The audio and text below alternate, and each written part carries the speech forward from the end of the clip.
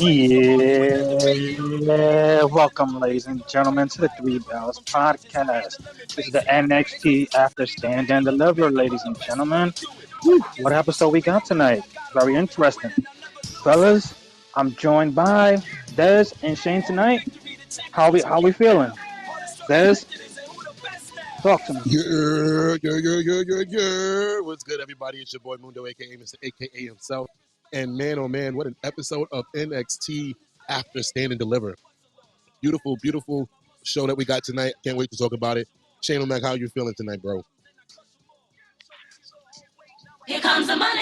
Here we go. Money talk. Here comes the money. Uh-huh. Here comes the money. Uh-huh. It's me. Your homie Shane O'Mac coming to you live from the East New York section of the Three Bells podcast table. What a weekend we had for Mania. What an awesome Saturday morning we had for Stand and Deliver. I'm still hyped. I'm still excited between Stand and Deliver and tonight's NXT and what we're going to talk about tonight and what's coming up ahead. Whew, we got a jam-packed show, Jay. I hope y'all ready because I know I am. Let's hit it. And on that note, let's begin. Well, fellas, what a night we had last night with Raw, and what a night we got tonight going for our NXT people tonight. And we begin our episode with Miss Roxanne Perez, aka Roxy, coming to the ring. Oh, fellas, let's hear this segment again. Now, there's nothing that anybody can do to take this title away from me. Because now, everything's on my terms, and I dare anyone to tell me otherwise. And honestly, the next time that I get this title taken from me is when I give it up because I'll be going to Raw or SmackDown in the draft. So, enjoy seeing this while you can.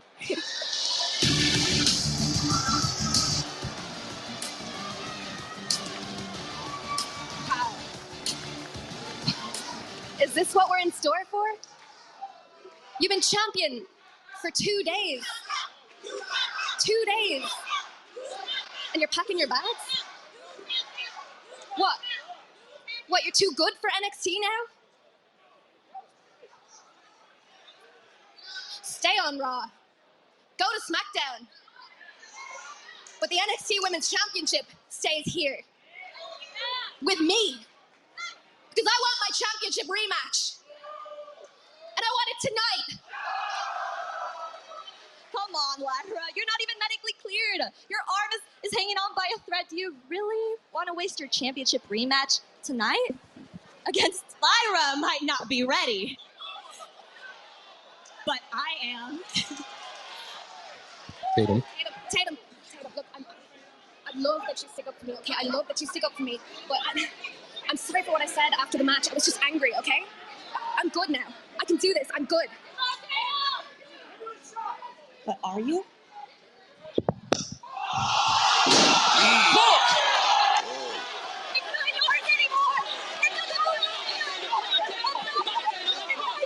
Tatum throws Lyra into the damn steel steps.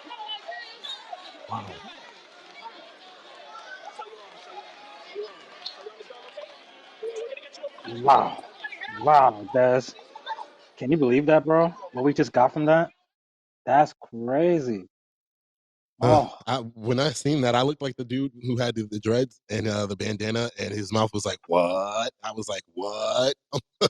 I didn't see that coming, even though I thought it was going to happen in the match over the weekend. But yeah, I'm still like, "What?" bro, that's that. I was just looking at the shits and I'm like, nah, not right now. But like you said, it should have happened over the weekend. So I guess they wanted to save it for the smaller crowd since they're the ones who've been pushing this whole story. Fuck it, bro. Damn, Right? Shane, Like, Shane, yeah. what you thought, Shane? Yeah, so so this was the match that we had from Saturday, correct? It was for the women's title. It was Lyra for she had the title, and it was versus Roxy for she was going for the title, or rather get her title back, or Roxanne was getting her title back. So it was a fair, old school, good old fashioned knuckle versus knuckle wrestling. One of the best matches of the night, if I recall saying that so proudly. So Lyra had her chance fair and square to get the title, and she flipped the bag. So now here we are celebrating Miss Roxy, our new champion, and for some reason, Lyra wants to come out talking about, oh, you can't take the title with you. So what? That gives you rank to get the title, even though you had a chance to retain it, but you didn't. And now you think that the same woman that just took the title away from you in front of a lot of people, by the way, you think you have a chance? It's like, come on. We wasn't buying it. The crowd wasn't buying it. And apparently Miss Tatum wasn't buying it. And you know what we saw, fellas? We saw someone that let's do this. We saw Tatum look at Lyra as if she was the tribal chief, the big tribal chief, the way Paul Heyman would look at Roman whenever he was behind him and held the title, the way he just stared at him that whole time. That was Tatum to Lyra. But then Lyra, fair and square, lost the title. So now you understand here, and Pop all of this smack talking about I can get it back, this, that, and the third. And then Tatum was like, well, no, you can't. But I know who can. Me. And that's why she snuffed her. So I understand full-heartedly why Tatum did what she did. And I am looking forward to this match, a possible match with Tatum versus Roxy, because Tatum has something to prove. Because Lyra couldn't do it, god damn it, I'm going to prove it. And I'm going to have Lyra sweat me now. Mm-hmm. Jay and Dez? Yeah, so after that happened, first off, I like that analogy, Shane. She definitely was like the wise man and praising and the looking of at Lyra as if she was Roman Reigns for sure. But after that happened, Roxy goes on to say, it looks like we're not going to have a women's championship match after all tonight. And was starting to leave the ring. And then Natty came out. Oh, boy. So Natty comes out. She walks her ass to the ring, stealing somebody's time. And she goes on to say, well, since you've been rude to me and all this other stuff, I think that we need to have a women's championship match tonight. And then Roxy respectfully declines. She's like, no, I'm good. And then she starts again to go towards the ropes to leave. And then Ava comes out. And I'm like, don't do it, Ava. God damn it, Ava, don't do it. And Ava's like, well, yeah, you're going to have this match. We're going to have it tonight. It's going to be Roxy versus Natalya for the NXT Women's Championship. And I'm just like, God damn it. She keep going to every goddamn show and stealing people's shine. Should have been cut. Should have been cut. And you know what? I can't wait till we get to that match. Jay, what was your thoughts on that? To me, like, my thoughts on it was I was just thinking about you and, with your hatred for her, because I'm just like, why is she doing this every week now? Like, but I understand where she's coming from, and they're leaving her here on NXT to train them instead of being on Raw and fighting and training them there. They probably see that Tegan Knox experiment really didn't work, so might as well have her at the PC, train them, and fight as let them know whether she's ready or not, because I feel that that's what she's there for. If you're ready for the big show, beat me, and there goes your call up type shit. That's what I feel about it with her. Yeah, Now, I go hear ahead. you, Jay.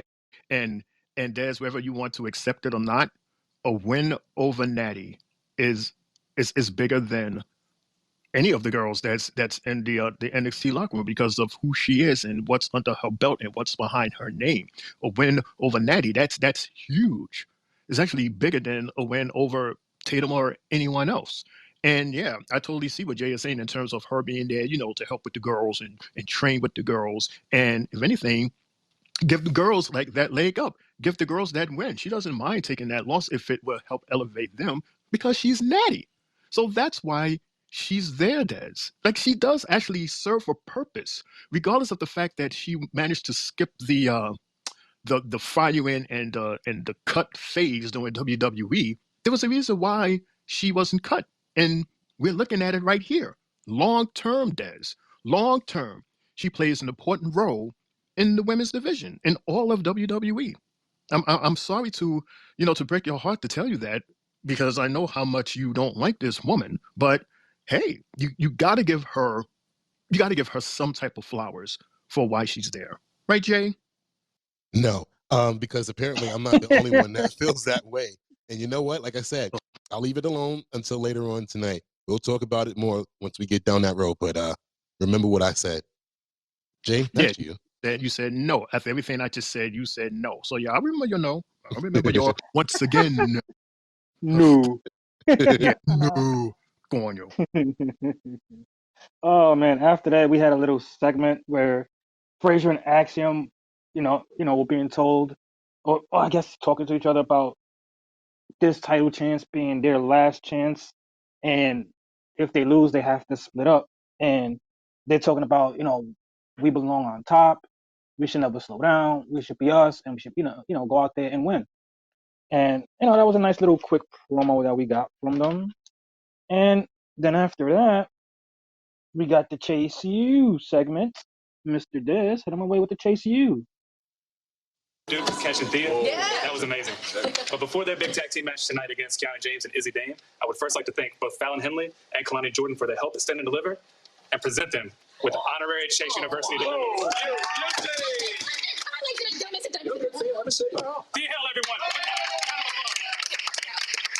everyone. Okay, the next certificate goes to... What the hell are you doing here, Jace? Don't worry, I'm not here to fight today. No, actually, I've just been doing a little bit of thinking, and I came to ask the professor here a little question. After your victory party today, are you finally going to tell Thea the real reason I had to bail Chase you out of debt in the first place? Considering it was all her fault. JC, listen, the past is the past. Just please leave. No, I don't think so. That package that Rizzo delivered, it said it all. Thea, remember July at the Great American Bash? Remember the towel? Turns out your professor here placed a big bet on you winning the NXT Women's Championship. Enough. Enough is enough. And instead of watching you suffer, like you were, he decided to throw in the towel. Looks like this idiot cares more about a loser like you than his university.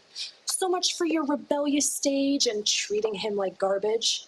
Isn't it ironic that this whole time, you ended up being the problem? That's not true, is it, Mr. Chase? Tell her. Thea, it's true.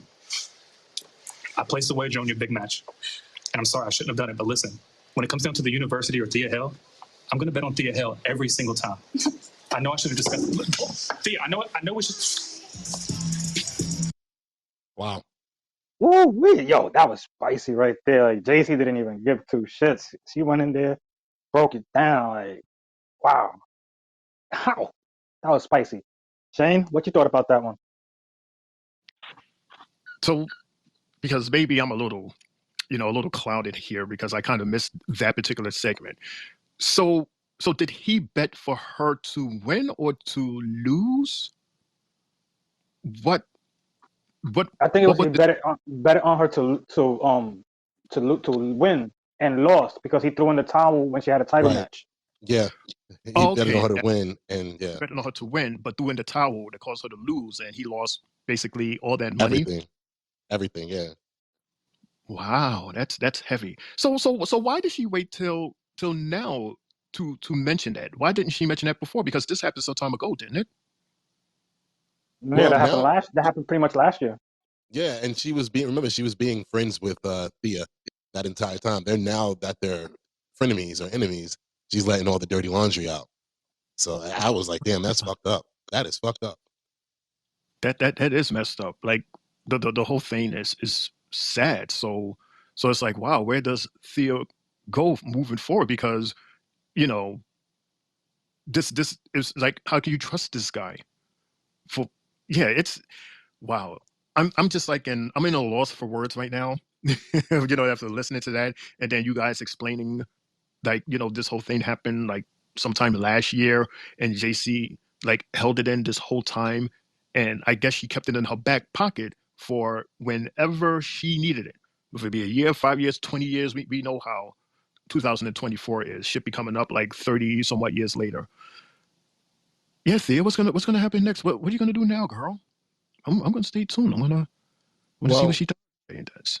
My thing is, I didn't know this information either because I've been saying, I wasn't really introduced to Chase U until recently. Like they weren't really mentioning him. I didn't know much about him, and so this is all new to me too. That's why I was just like, well, that's fucked up. Like, goddamn, like why are you gonna do that? Why are you gonna do that to somebody like that? And I mean, I don't know about Thea's reaction though. I think the reaction was a little bit overboard. What do you think, Shane? Like the fact that, see, I don't know what happened in the match, but I would assume that he threw the towel in because she was getting hurt or something might have been going wrong. And like he said, I'll pick you over all of this anytime. So I don't see what the wrong really is if he was doing it. I guess the fact that then he bet on her to win the women's title, so he believed in her. I don't get it. I don't know why she's actually upset with him. Right. Like, I don't. I'm guessing, just like you would, like in order for you to throw in the towel, that means you are thinking that your fighter is like near death. You understand what I'm saying? Like it's one Right. thing for you to like be like at a near loss. It's like, you lose whatever, you get up and you fight another day. But if I'm looking at you, Dez, and it looks like, the Rocky 3 with Apollo, and it looks like you're like about to die with one more hit. Yeah, that's when you throw in the towel. And I'm guessing that it had to have been that extreme for him to throw in the towel and to lose all of that money rather than to amp her up and, encourage her to get your ass up and you can do this. You can do this. You're a fighter. You can do this. Let's win this. Because, in the back of, our mind, it's a lot of money here that we are betting on you for. But yet you were so quick to throw in that towel. So now my question is, now that we're discussing this, Des, is considering everything that you betted, dude, why did you in fact throw in the towel? Did you actually think that she was in a huge peril like that? Or is there something else going on? See, I guess anybody else can actually answer that because I think, if they seen the match, then they would know the answer to that.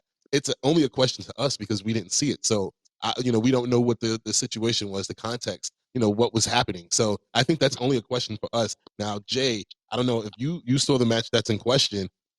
Is there really a reason, like a real reason for Thea to be upset and storm out the way she did? Because me and Shane don't get it. But that's only because we didn't see the match.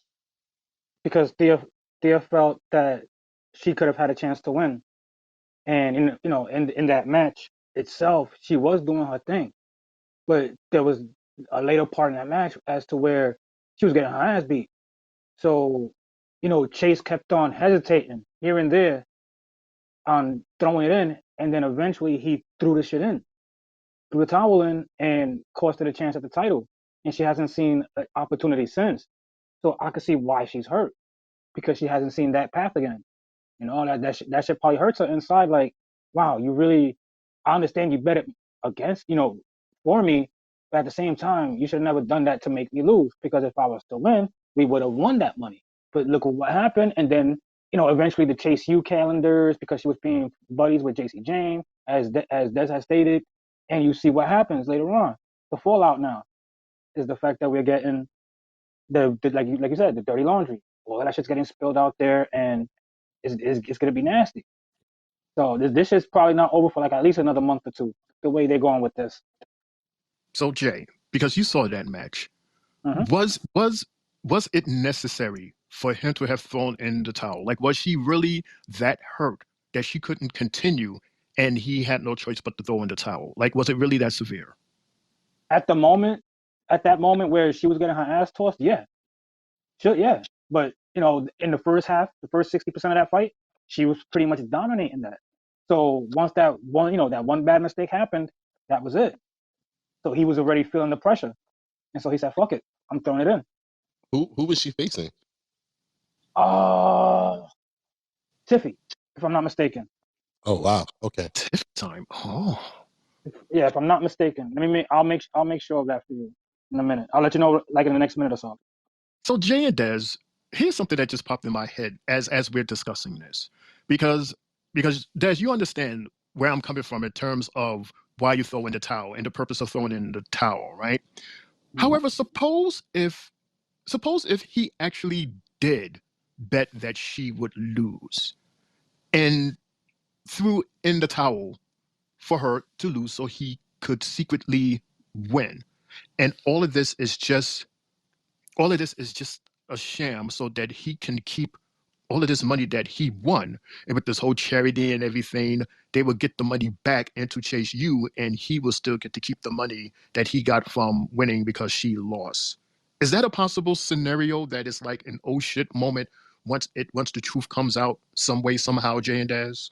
This is just like a theory that popped in my head because again, I'm trying to understand the how severe it was for him to throw in the towel because it's heavy. Like that's a heavy thing to do when you throw in the towel, Jay. So if he did that so that she can lose because that's what he actually betted, then there's your story. Ha, Jay. That's a good one. That's one you got to really think of. You know, like she even in revenge to all of that, she threw the towel in on him at one point when he had a fight. That was another thing she did because he did it in revenge and just retaliation. And that's when she went full dark mode with JC Jane for a minute. So yeah, this story's gonna play out in a wild way. Wait, just a minute. Just a minute. Did you just say that that Thea did it to him before? She did it in retaliation after he did it to her. Oh. But you know what it was? You know what it was before she could throw it in. Duke Hudson took it from her and threw it. Ah. So Duke is playing a little shady role, like quiet under the radar role, if you notice. Mm-hmm. Yeah, he I gotta feel like he's the man in the middle in this whole thing, and nobody's realizing like he's just he's chilling right now. He's taking both sides. You can see because they Yeah. like what you gonna say? No, I'm saying yeah. But you gotta continue. No, because you could just see like they call him the MVP of the group, and at that they showing that when he would talk, he would talk to JC or whatever, or he would talk to Thea or Andre. He all talks to them in the same manner. He doesn't change who he is. And then even the time during when they were on probation and Andre Chase had to leave for a minute, he was holding the group down, being the teacher and everything. So this story is nowhere close to being done. This shit started like literally when this shit happened in college football, where Jim Harbaugh got caught. He was the coach of Michigan, and he got caught doing some shady shit. And now look, we get it. We got it. Literally like weeks later on the show. So that shit was crazy. How they involved all of that situation with colleges and stuff. And Thea Hill was one of those NIL chicks. She got one of those deals too back then. And when she was going for the championship at that time, she was going to be the youngest ever because she was just turning.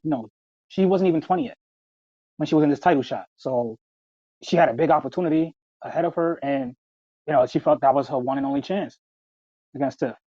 But Tiff, you already know with Tiff, they was already pushing Tiff real hard at that time. Right. So here's a question, Jay.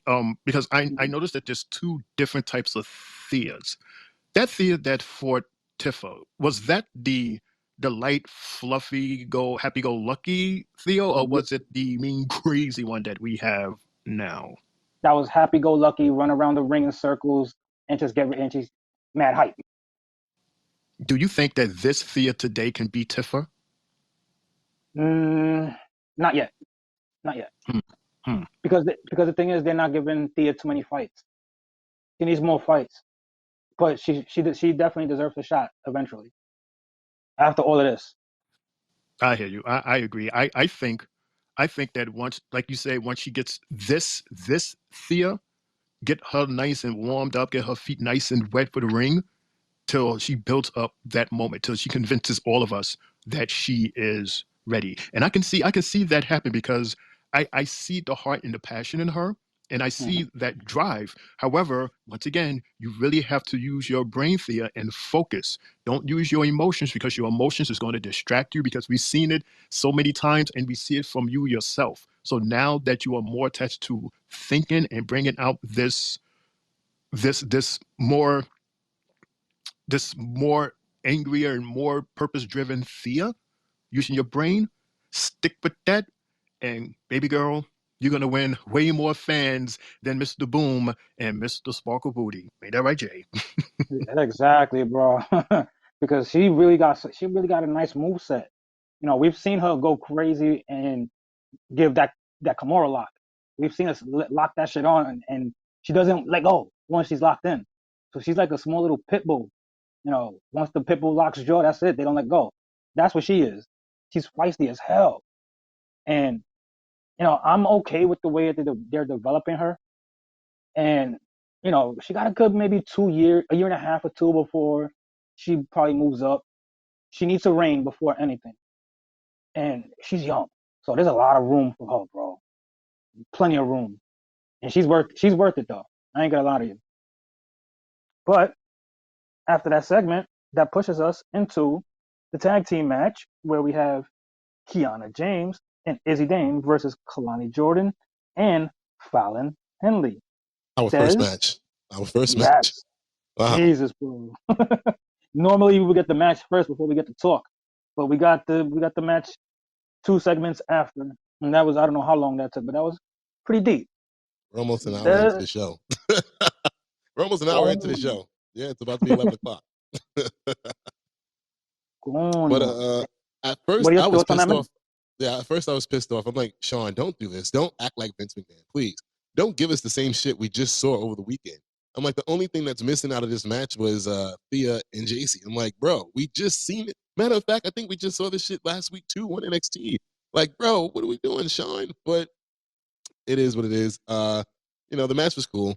It was pretty one-sided for most of the time with Izzy and Kiana. I don't really have too much on it because it was just a one-sided match. Kalani was getting her ass beat most of the match. Fallon looked like John Cena. She got the hot tag, and you know she was doing her thing, got the energy and everything turned around. And then towards the end, I believe it was Izzy. Yeah, Izzy was about to. No, I think it was Kiana. She was about to hit Kalani with some kick, and Fallon took it for her. And then Fallon wound up getting hit with the 401k from Kiana, and they won the match. So it was a different outcome from Saturday, but I was just like, really, I was mad at first. I'm not gonna lie, but it was a good showing for the bad girls, or what is it, the mean girls that they call them. It was a good showing for them, and maybe I don't know, maybe JC was the issue, or I don't know. I believe it was either Kiana or Izzy that tapped out, but they looked much better tonight than they did on Saturday. Next.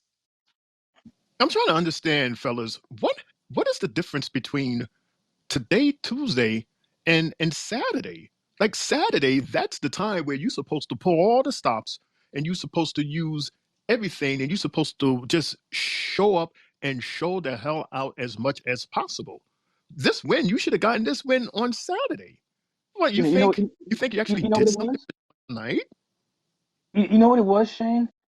Maybe the fact that there was too many women in the ring, and some of them couldn't really get what they had to get off because some of them did look quite sloppy on Saturday, and we see the comparison. They come on tonight, they look a little bit much cleaner with what they were doing tonight.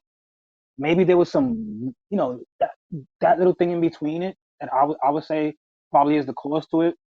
The fact that it was like a 6-woman tag or 8-woman tag, whatever the situation was. There's 2 extra women in the ring. There's extra women in the ring, so automatically we're gonna think there's too much talent in there, and someone's gonna be fucked over, and someone's gonna fuck up. We clearly saw it tonight. Clean. They were clean tonight. We seen more of Izzy. Izzy looked cleaner there than she did last week when we saw her, and you know the last 2 times we've seen her, she looks way cleaner. And also the bulldog that was given, the reverse suplex by Fallon. Fallon looked good tonight. She looked real good. She's one that I could see being called up to the roster, if not this year, then early next year. But she looks good. You know, man, that was okay. Okay, that was okay match. Anything else, guys? Wait, Shall I proceed? Yes, indeed. Wait, what? I'm sorry. What just happened? You called me? No, I was just saying that. If there's anything else, I said fellas. Oh, my ears hurt Des. I don't know. Maybe I'm bugging. I was like, wait, what? No, I'm laughing because literally he said fellas and there was silence and then all 3 of us said something at the same time. So I just. Oh, okay. Yeah. I don't know. I heard something. Yeah, I heard something different in my ears. I don't know. Maybe it's these headphones. But yeah, But after all of that, we got a little promo again. Vignette again from the same guy we saw over the weekend, Levon Evans. Basically the same thing. And Javon, after Javon, oops, I wrote Levon. Oops. Okay. 19-year-old. That's his thing. That's what they call him. 19-year-old. Mhm. And so we got a promo after that with OTM talking with Scripps and Miss Parker. And Miss Parker's like, it looks like we could have 2 wins tonight. You and me, when I fight later on tonight. So that leads us into a match with Scripps versus Javon Evans making his television debut tonight. Des, what were your thoughts on this one? And then Shane, if you saw it or if you just want to chime in on it, let us know. Ooh, he blew up your spot. But question. So when did this backstage interaction happen with NQCC and the fam? Did I write that in the wrong order? No, you're right. That happened before the match. NQCC was talking about not losing, and Luca and Stacks confronted them. Pretty much. You can speak on that if you would like. Yeah.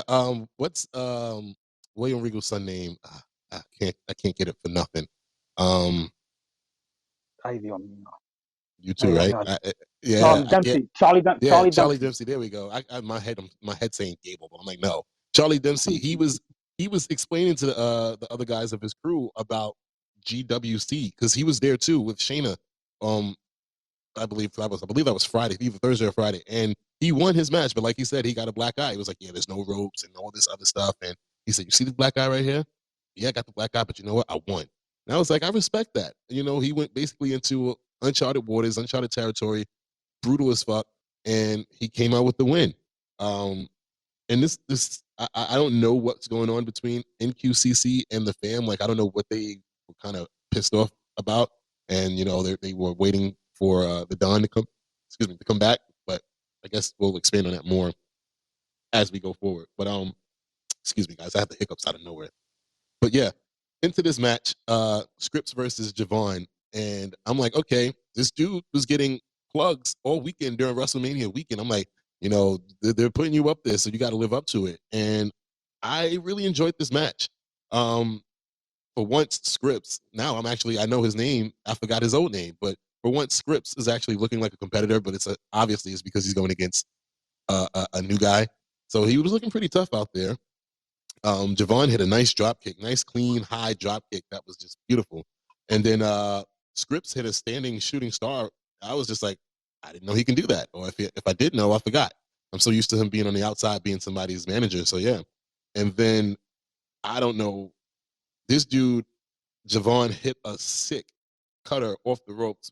Like Jay, at first I thought he was about to do a backflip, but then he just like caught him with the cut. I was like, what the fuck was that? Like, how? How the Yo, hell did he do that? Like, how? son was good. Yo, he glided like real Bro. slow, Oh my but gosh. so high in the air. You're like, oh But shit. then it looked like he was about to do a backflip, but then he just caught him. I'm like, how did he just do this? I'm like, no fucking way. And I'm like, no wonder they basically call him like a pogo stick or whatever the hell he gets height or whatever. But I noticed the crowd was calling him the young OG. So maybe that's his little nickname that he has for himself. So watch out for him. And then he goes and does a goddamn clean ass splash over the top rope to the outside on OTM. And that camera angle, Jay, you saw that camera angle that they had of him?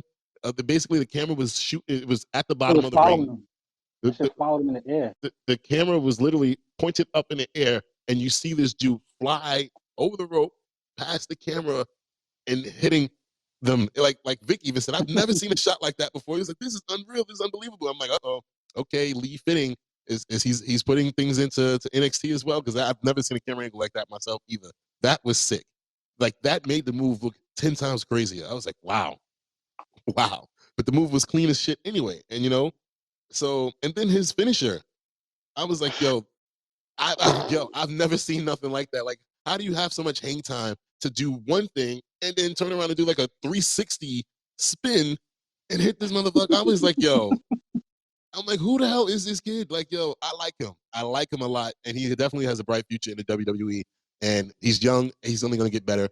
He's a bigger version of Ricochet. Honestly, maybe with more leaps, maybe because he's younger. But man, he has a bright future ahead of him for sure. Hell yeah, Shane. Yeah, I'm just like replaying the last minute of this match. First and foremost, scripts, good gravy. That was a high moonsault off of that top rope. Like he was like really flying in the air, man.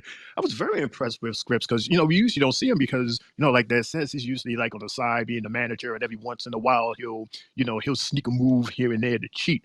But it was good to see him finally in the ring to remind us that he still got it. He's that guy Reggie, or some people say Reginald from back in the 24/7 title era.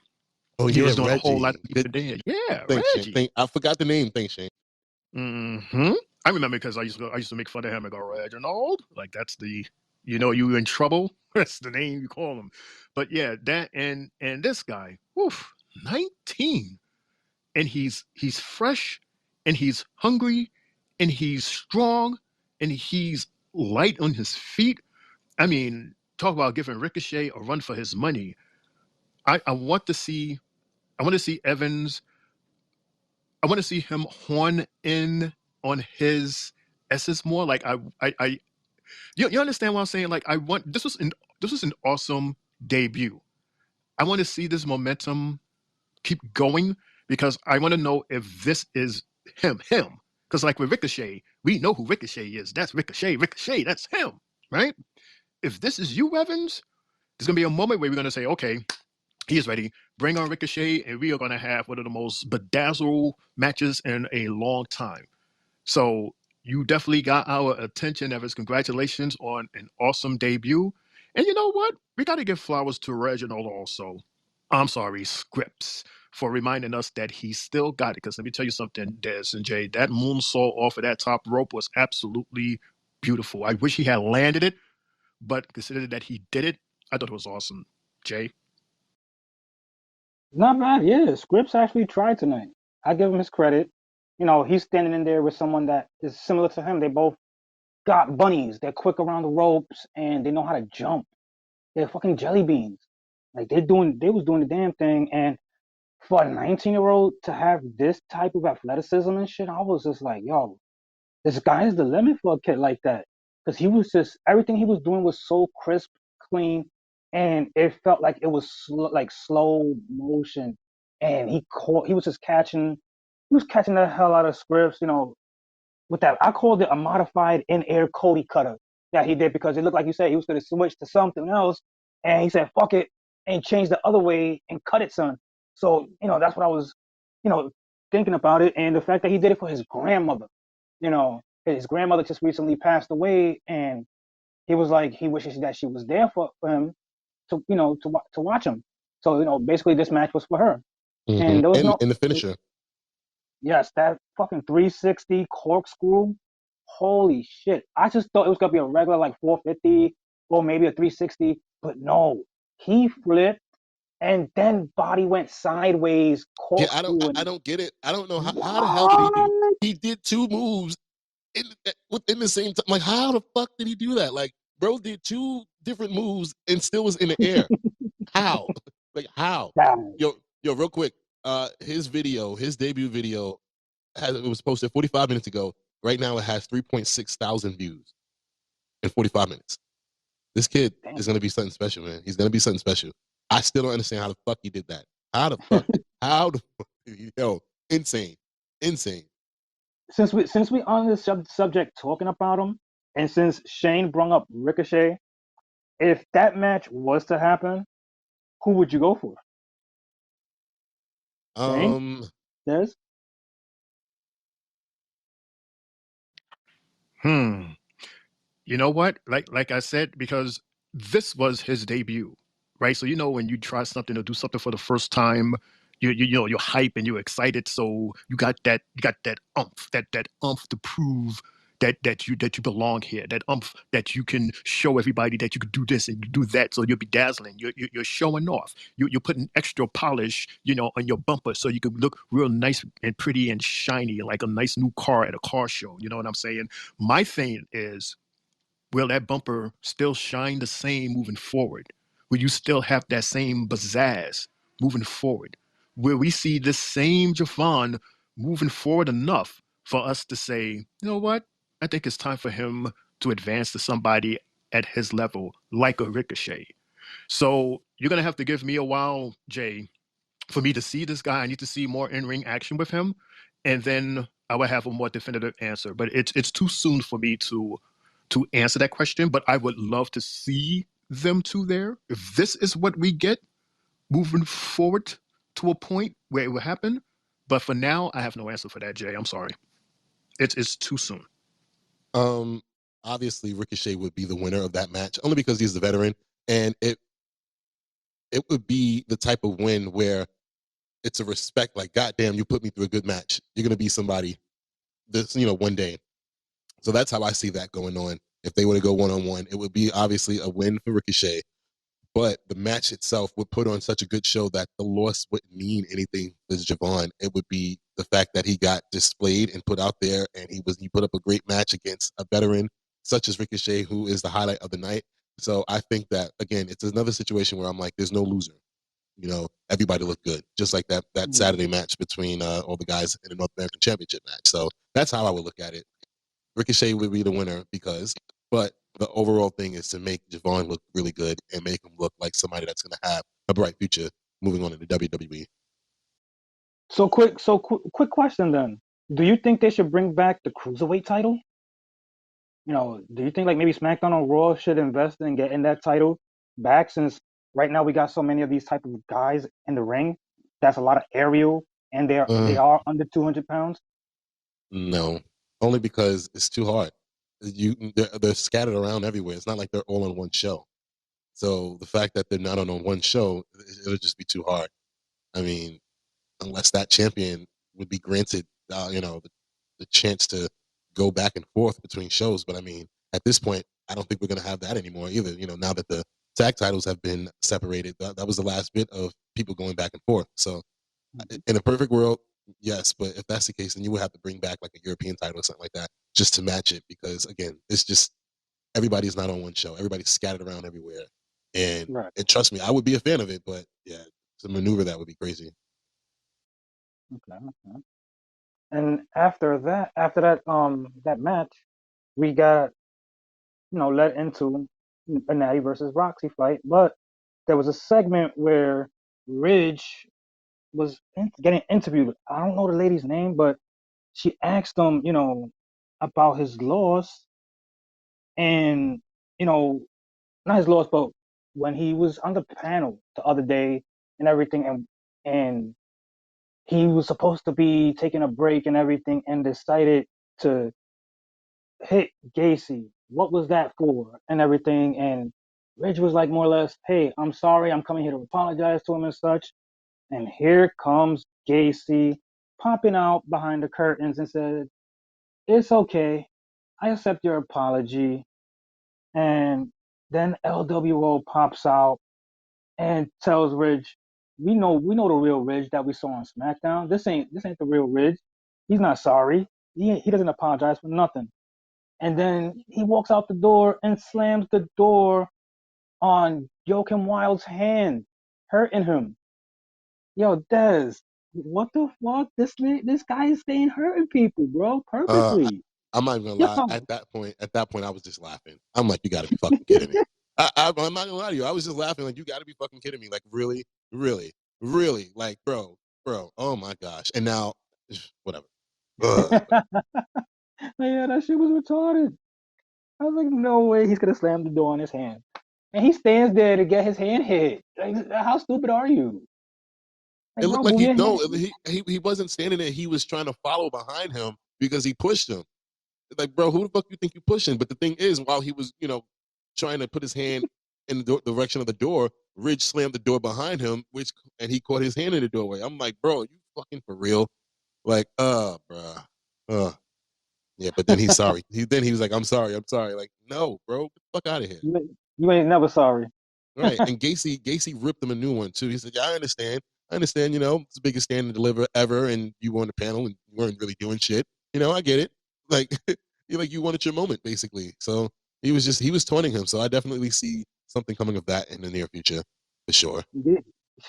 Gacy bothers everybody, bro. And But he's hilarious though. Like, who the fuck what why are you coming out of the curtains? Like, what the out of all bro just stuck his head out. So yeah, like what the fuck was that? I'm like, yo, this guy is hilarious. He's the white R-Truth. He is fucking hilarious, man. Really. I wish when they I had that audio because I would have played it. You would have just been laughing without even having to see it. You would have been laughing. like you know what I see out of Gacy. Like I'm not gonna lie to you. Remember at one point when Bray was presenting the Funhouse as humans as adults, and Mm. I could have sworn he was one of those characters in that suit. I could have sworn like just one of the body sets like the pig. I could have sworn that was him. Well, the pig is actually Bray as his first character. Right. So But it I was might have been remember Gacy portraying that. I could have like just the way the big just the way the body looked. I was like, oh shit, it looks like him. Oh, you're talking about Because in the arena. yeah, when they showed them in the arena when they were Oh showing yeah. them when they was popping up one at a time, and it Yeah. was That just was fucking that creepy was as hell. that shit was so fire. It was. It's just like, what the fuck? Imagine just being there and not knowing that shit was behind you and the light pops on. You're like, what the fuck? You got a bunny behind you, then a buzzard in the other spot. You're like, Oh my oh, gosh. he Huh. nigga done four cornered the shits, which was Right. fire. Oh man, this led us now into the Natty versus Roxy fight, Des, for the NXT Championship. Here we Hmm. go. What did you think about this one? I was pissed the hell off. I'm like, how the hell is Natalia legitimately beating the hell out of Roxy most of the match? I was like, no way. No fucking way, bro. Like, I, I was just watching. I watched through the commercial and everything. I'm like, yo, she is really beating the shit out of Roxy right now. She was acting as if she was her auntie. Like, bitch, I'm gonna put you in your goddamn place. How dare you talk to me the way you just talked to me? And I'm just like, what in the world? Roxy could get no offense going at all. She was getting taken to town left and right. I mean, what was it? I think the most offense she got was the slap that she hit. She slapped the shit out of Natty, but then Natty slapped the fuck out of her, and she fell to the floor and out the ring. And I'm just like, oh my gosh. And I think what the only other bit of offense that I got for Roxy is that it was a nice push into the steps by Roxy to Natalia. Um, Everything else on my notes is like Natalia taking it to Roxy during the commercial break, and then Lola Vice came down, and I was like, yes. And she attacked Natty, and then Natty went into the ring and got the pop rocks done on her. I'm like, hell yeah. And still, Roxy. And it was a nice long match at that too. So I was just like, okay, they getting time tonight, but uh, yeah, Roxy can't really talk too much shit after that. Not to Natty at least. You got to see like the maybe like based off of when she fought yesterday against Indy and then tonight against Natty, bro. She's definitely main roster material clearly, clearly at the moment. And the way she already had talked earlier, you kind of figure that that's the move we're going with. She's gonna be Mondays, you know, by the end of this month. So let's enjoy this little Roxy ride until the end, bro. Like, it's gonna be a quick one. So it's gonna, she's ready. She's seasoned right.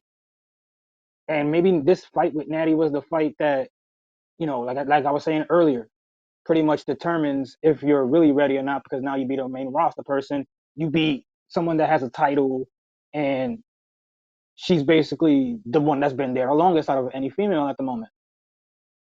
So you beat, now she's gonna probably go back to Hunter, go back to Shawn Michaels and TKO and all of them, and let them know, yeah, she's good to go. Green light, no stopping her.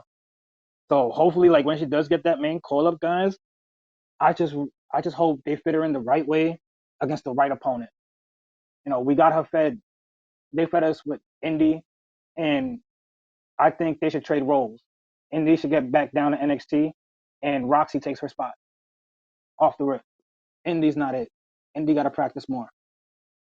Now I've been talking a lot of shit about Indy Hartwell, only because yesterday's match when Roxy got her revenge. You should have never been the champion after me for 48 hours and then get called up, because that could have been me. I could have still been champ. I could have been the one getting called up. You know, so Roxy has a bright fucking future, and she's gonna be a fucking megastar, bro. A Just my megastar. peach today! Hey, Ladies and hey. gentlemen, boys and girls, I think that was Jay's rant of the night. I'm not sure, but it felt like it. So once again, Just my peach today! You thought that was a rant? yeah, because he took a shot at Indy At and Indy. said Indy wasn't ready. He didn't bring her ass back down in NXT and send Roxy up top. It was going rantish. That's not a rant. It was just a suggestion. That's not a No, rant. I thought you were like a rant I- was like, fuck well, her and blah, blah, blah, and I'm mad because of this and that. Let me grab my Pepsi. Like, that's a rant. it didn't sound like a suggestion to me, Shane. That was what needs to happen. Right, Jay? Basically, you can see who's more ready in season. Indy is walking in that ring out there like, yo, she doesn't have a clue what the fuck's out there. She's clueless. See, rantish. See, now it's a rant. It started last night after the match. Yeah, you could see it. You know, it was slowly building up, especially since he doesn't really know what to do with Candice LeRae doing what she's doing out there, and I'm just like, yo, why are they giving her this stupid ass role anyway? You had her gone for a minute, back with this chick, and there's really nothing out there popping for you. Just go back down there, go reclaim your NXT championship that you had to relinquish because they called you up with a broken foot. Stupid. Like I said, she was set up for failure from the jump. That was the wrong move. She should have stayed down there. Someone else should have gotten the call up at that moment when that shit happened. It was plain total bullshit. This is why I have my rant the way I do against her, because they fucked her. She didn't fuck herself up. So that's a developmental mistake. Just my peach today! We got two of them in one night. Shane, go ahead and do your. Yeah, you out-ranted me. So, yeah, there you go. Oh, man. I felt that. I felt it. Woo. So with that being said, we're gonna move right along. Let Jay take a breath. Next segment, please. Big boy! Hey! You ready? You feel good? Nathan Axiom again, they couldn't get it done Saturday. They're not going to get it done tonight. Now you're finishing people's sentences, huh? Damn, I hang out with you too much. You love hanging out with me, so admit it. No, I will never do that. No, I will not admit it. You admit something else. Okay. Admit it. I was right. About what? Stand and Deliver, your streak, that's dead now. Common denominator, me. So admit it. This is a good thing, huh? You were reluctant. You didn't want to do it. Look at us. Look at us. Admit it's good. Okay. Right. I'm not going to admit it because you want me to admit it. So, have a good one. Just the wolf dogs who never got their name. Yeah. So that was a pretty funny little segment back there between the two of them. And then like a few seconds later, Braun came back and was like, I'm just messing with you, I'm just fucking with you. Yeah. Of course you were right. And all that, like I normally does with him. So that leads off to another backstage segment, right, Jay? This backstage segment is brought to you by Jay. Jay. A Lola Vice segment in where she said she wanted opportunities, and she's there making her own at the moment by doing what she did when she approached Natty earlier. And she talks North American title for like maybe a blink of a second, and here comes Natty fighting her, beating her up backstage. Woohoo! We got a backstage fight, and they were going at it. I liked it. That was a good one. I was fucked up by Natty. Boo, Natty. Boo, you, Natty. I wish I had some booze in here, but I don't want the vacuum cleaner sound. So, boo to you, Natty.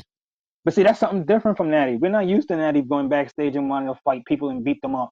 That was, that was Natty from back then when she was challenging like the 4 horsewomen and shit back then. She too old for that shit. Boo.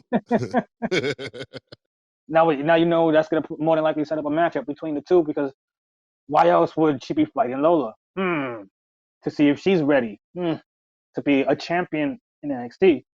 I kind of get the feeling that Lola's gonna be our North American Women's Champion. I feel it. You think so? She's I feel it because of the fact is when she won that little tournament and she was when she cashed in her opportunity and she lost, I got a feeling she's like on a redemption to get back to that point because as she said she wanted more opportunities and she didn't get it after that situation, so she got to go make these opportunities herself. So maybe that's her step towards getting there. Okay. Well, I mean, look, she's tough as shit. Tough as shit in the ring. So, I mean, I'll look forward to that. She'll be a hell of a champion, a fighting champion at that too. So I have no gripes on that one. I like Lola. And you know why is another reason that I'm thinking about it now? We got Priest as the champion being a Latin. So might as well, start the Latin phase by putting a belt on her and starting her with a mid card title because when Priest got put on, he won the North American title himself. Peep that. That was his first title on NXT. Comes up to the main roster and wins the US title first. Mid card. So might as well, probably give her a similar path like the way they gave Priest. I could see something like that. That for sure. Yeesh, how many more Latinos you want as champions? We already have 3 top champions as Latinos, Jay. I really Well, you didn't want to try to say that. monopolize the whole WWE? No, because look. Shane, hold on, Jay. Shane, you took the words out of my mind, but I didn't want to be the bad guy and say that. Because look, we got 3. Look, at one point, it was Kairi Sane, Asuka, and Io with titles.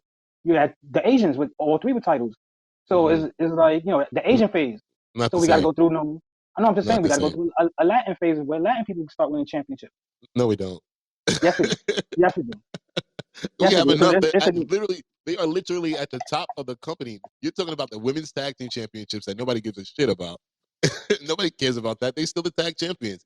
You literally have the top 3 champions as Latinos and Latinas. Like, you're happy. You're good. You're represented. I did my research, Des, and I figured it out because, of course, Priest is Puerto Rican. Bailey is Mexican, half Mexican, and Cody is half Cuban. His mom is Cuban. Yeah. There's the 3 L's. Right. the 3. I think you guys are very well covered right now. You're good. Okay, y'all got the tops of the whole company. Are you kidding? You guys are doing good. And which Latinos, Jay, would actually take the women's tag team? Which one would take one of the men's tag team? Which one would take the Intercontinental? Or which one would take the North American? That's or U.S. title. The U.S. title, which they ain't gonna let Logan Paul. They might as well tattoo that jammy on him because he is not getting that. Create it on him or something. Yeah, they might as well call it the Logan Paul, the LP championship. I mean, because he's been champion for like 100 and something days now, right? Yeah, and only defended it twice. No, look at him trying to break it. He's defended it more than twice. What are you talking about? Why would you throw shade on that man like that? I think he's only defended it twice, if I'm not mistaken. No, he has not. I think it's twice. Really? So the 2 times against who? Do I smell, Jay? Do I smell a challenge? I think I do, Jay. He's calling you out, Jay. Challenge, Jay. What is your response? What are you gonna do? What are you gonna do? He just he defended it only at the Rumble and only just now at Mania. Other than that, he didn't defend it prior to that. Because remember, he was 52 days as champion with only 1 title defense under his belt. So he's probably only 2 deep, maybe 3, at least. So how many? Maybe 2, 3. You said 2, right? So anything more than 2 is a win for me. Oh, jeez. So a 3 would be a win for him, Jay. Isn't that how you play the prices right? I could buy $1. You say 650, I say 651. I won. Oh, I hate Nope. people. Oh, Look. Here we go. Look. get it. Boom. He won the title at Crown Jewel in November. Defended the title at Royal Rumble. And then defended it at Mania. Who did he So face that Royal Rumble? he fought Kevin Owens at the Rumble. Sounds like a win to me. Wahoo! What? What was that? Oh, that was from Mario. The mushroom from Mario. From Mario Kart. Oh, I'm like, this new sound effect. Great No, job, that was, Shane. no, that was just me. Did you step on the dog? Did you step on your dog's feet or something? What's that? Nah, that was just me. Ah, coño. Hostile Peach tonight! Ay, Dios mío. Oh man, I forgot where were we now. Jesus. Oh, okay. Back to the show. After all of this talk, we got a tag match with the NQCC fellas versus Luka Doncic, as I call him, and Stax Lorenzo. Fellas, what were your thoughts on this match? Dez and then Shane. Shit, I'm on a hot streak this week, huh? My name keeps getting called up first every goddamn time I turn around. I didn't really write much down about this match. One note that I did write was that Stax and Luca actually look like a good tag team. So if they do decide to go for the tag team championships, it would be believable. And I would like to see that actually. They look really good working together. And that hip toss neck breaker combo that Luca did was like, what? Again, I don't know what the fuck they're doing in NXT. They're making up shit as they go. Like, excuse me. Like they're doing things that I've seen but did not seen before. And meaning like, okay, it'll be a move that you saw, but then it'll be a move within that move, and you're just like, what the fuck? Like, what? Where did? What? So that hip toss neck breaker combo, I've never seen that before. And that finisher, Jay, is that the finisher that Stax used to do with Tony? Because I'm like, it looks familiar, but Yeah, it's something similar to it because it was surprising to see. And yeah, honestly, bro, I didn't expect them to be this clean together. To be honest, they were, bro. That's what I'm saying. They look like a really good tag team. You know, it wasn't too many highlights for me, but I'm just saying, like in general, like their chemistry was really, really good. Like they gave when us they a were, really good they gave us a really good display of Luca tonight for sure. yes, definitely, really, really good, really impressed And me. that other kid too. The what was his name? Damn, What it was Born. Miles or Damon? Miles, Born, Born? he, Miles Born, whatever his name was. Oh, okay. I think yeah, that's what I wrote. Miles Born, yeah, he looked good too. And that's Evan Bourne's kid. So shit, we've seen a lot of second generation guys too. Oh yeah, And definitely. the fact that they've paired Evan Bourne's kid with William Regal's kid, and then Damon Kemp. Damon Kemp is Gabe Stevenson's brother. You're like shit. Like damn, this whole group is damn near related to somebody. So just to see this type of a match, I enjoyed it because it was fast and the moves were on point. But like I would say, everybody did good in this match. Like the NQCC, the way they was talking at one point, you could tell like you see them. I I could see one of them out that group getting caught up, but I don't think it's Gulak. I think they gotta start shying away from him a little bit because you could just probably see the three. I don't know, something's peaking with this group, the way they was talking. So even though they lost, that was a good win by Luca and Stax Lorenzo. And man, what's next for the family? Because we didn't even get Don at all tonight. Man, he must be back thinking some shit. But They said he's on vacation. oh shit, what? Boca Raton. Oh my god, no way, no way. After that, we got segment that featured Oba Femi coming to the ring. Do you have audio of that, Des, or no? Some things in life are just inevitable. Going into Stand and Deliver, I didn't just believe, I knew that I was going to retain my North American Championship. And I knew that it was going to be the genesis of my rule over this division. And I was glad to find out that I was proven correct. Nobody can deny the impressiveness of Josh Briggs and Dijak. But that means my victory over those two titans established me at the top of the mountain that nobody can climb. 17,000 people witnessed my power. Every crushing blow, every earth-shattering slam.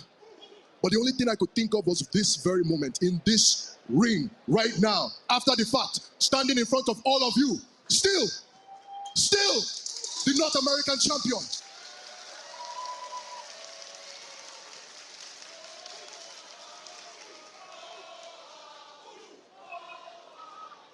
And that's not going to change for a very, very long time. And that is inevitable. Inevitable. Okay.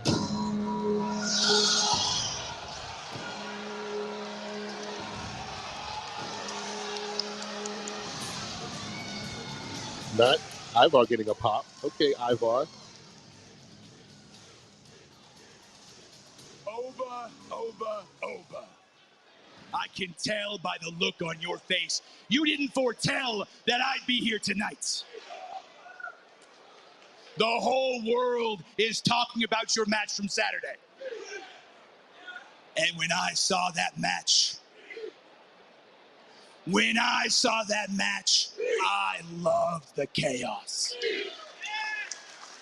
3 big men beating the hell out of each other. Desperately trying to win that championship.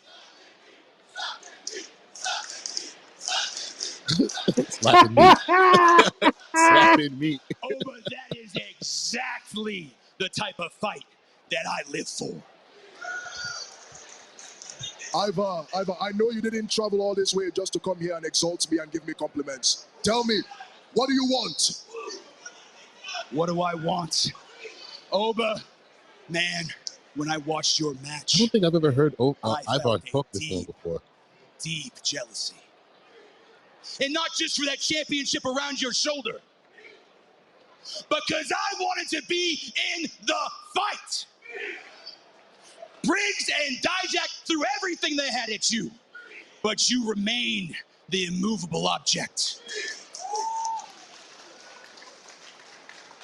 But as I look at you now, I know that I'm the man who can chop you down.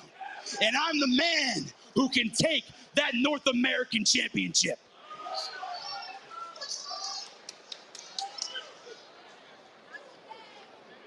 We shall see.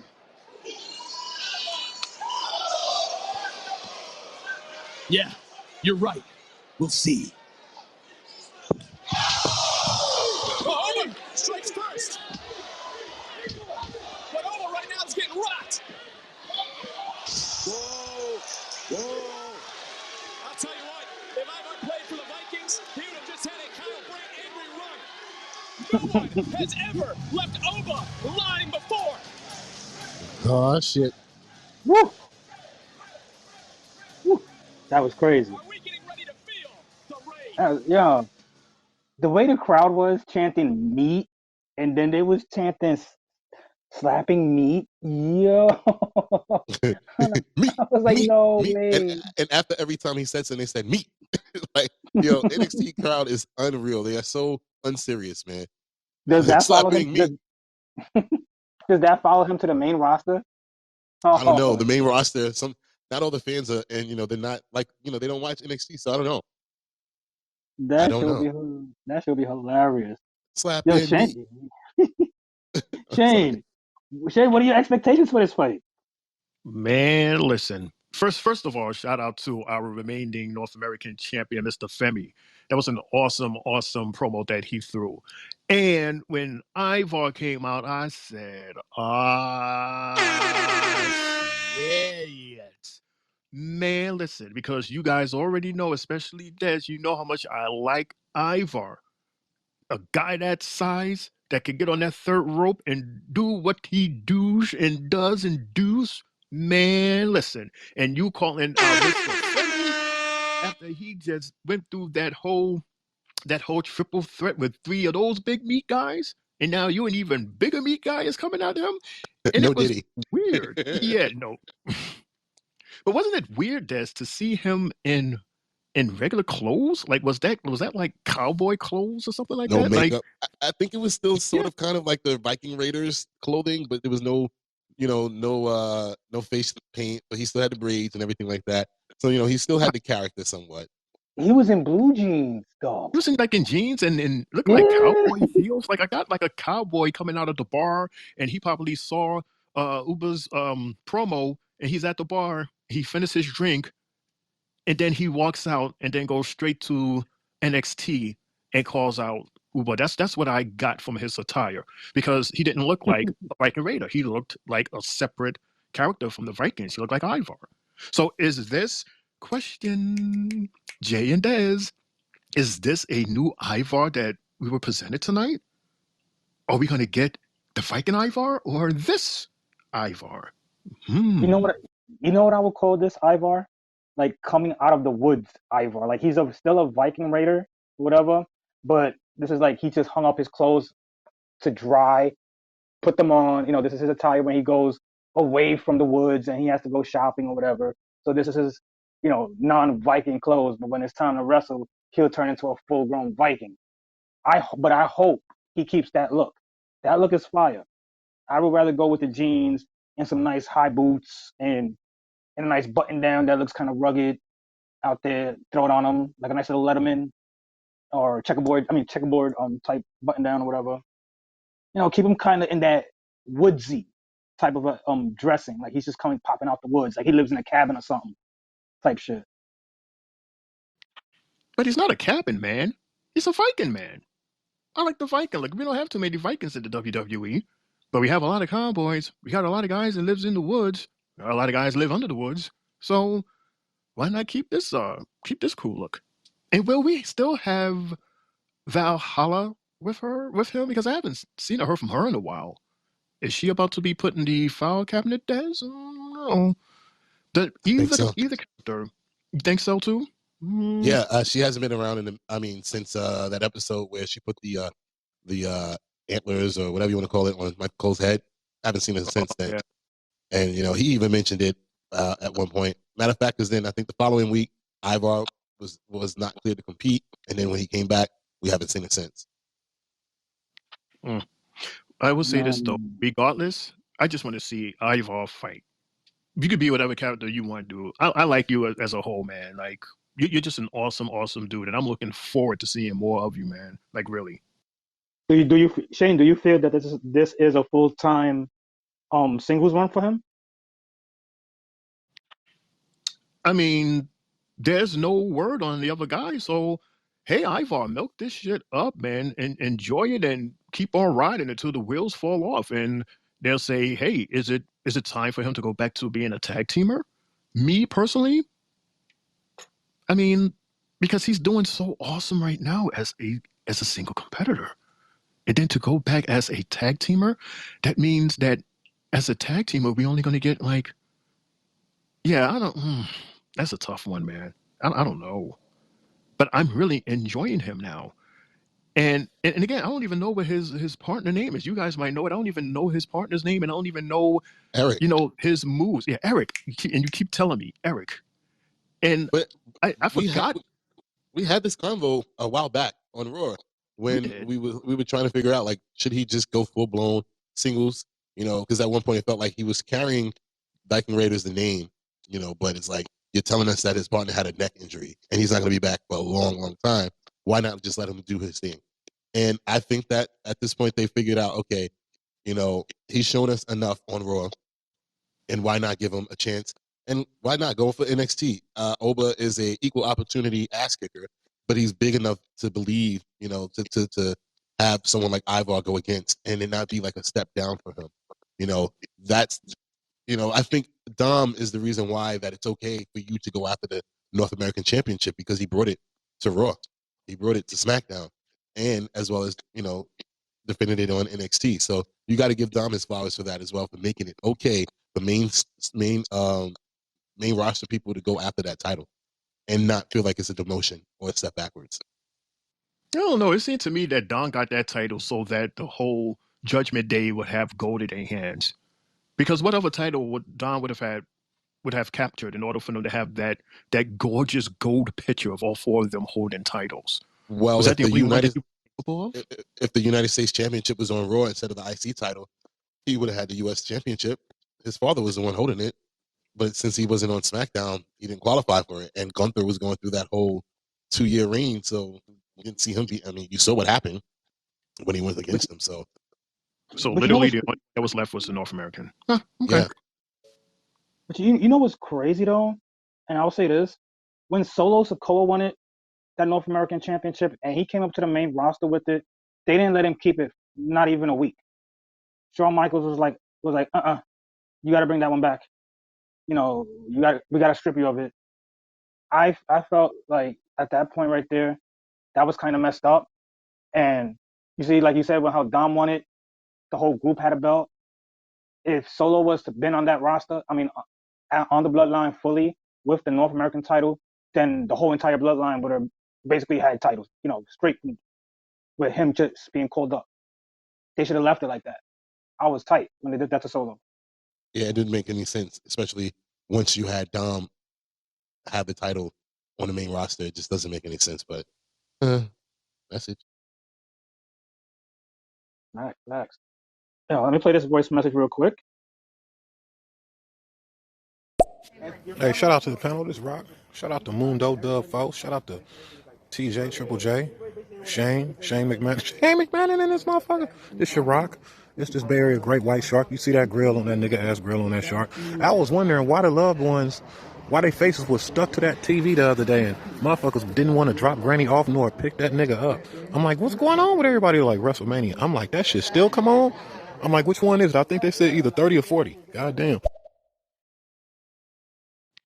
Ouch. First of all, shout out to you, Mr. Shuck Doo, baby Shuck Doo. Thank you so much for joining us today and leaving that message. Did he say, is this WrestleMania 30? Or 40, but no, I got him. Watch this.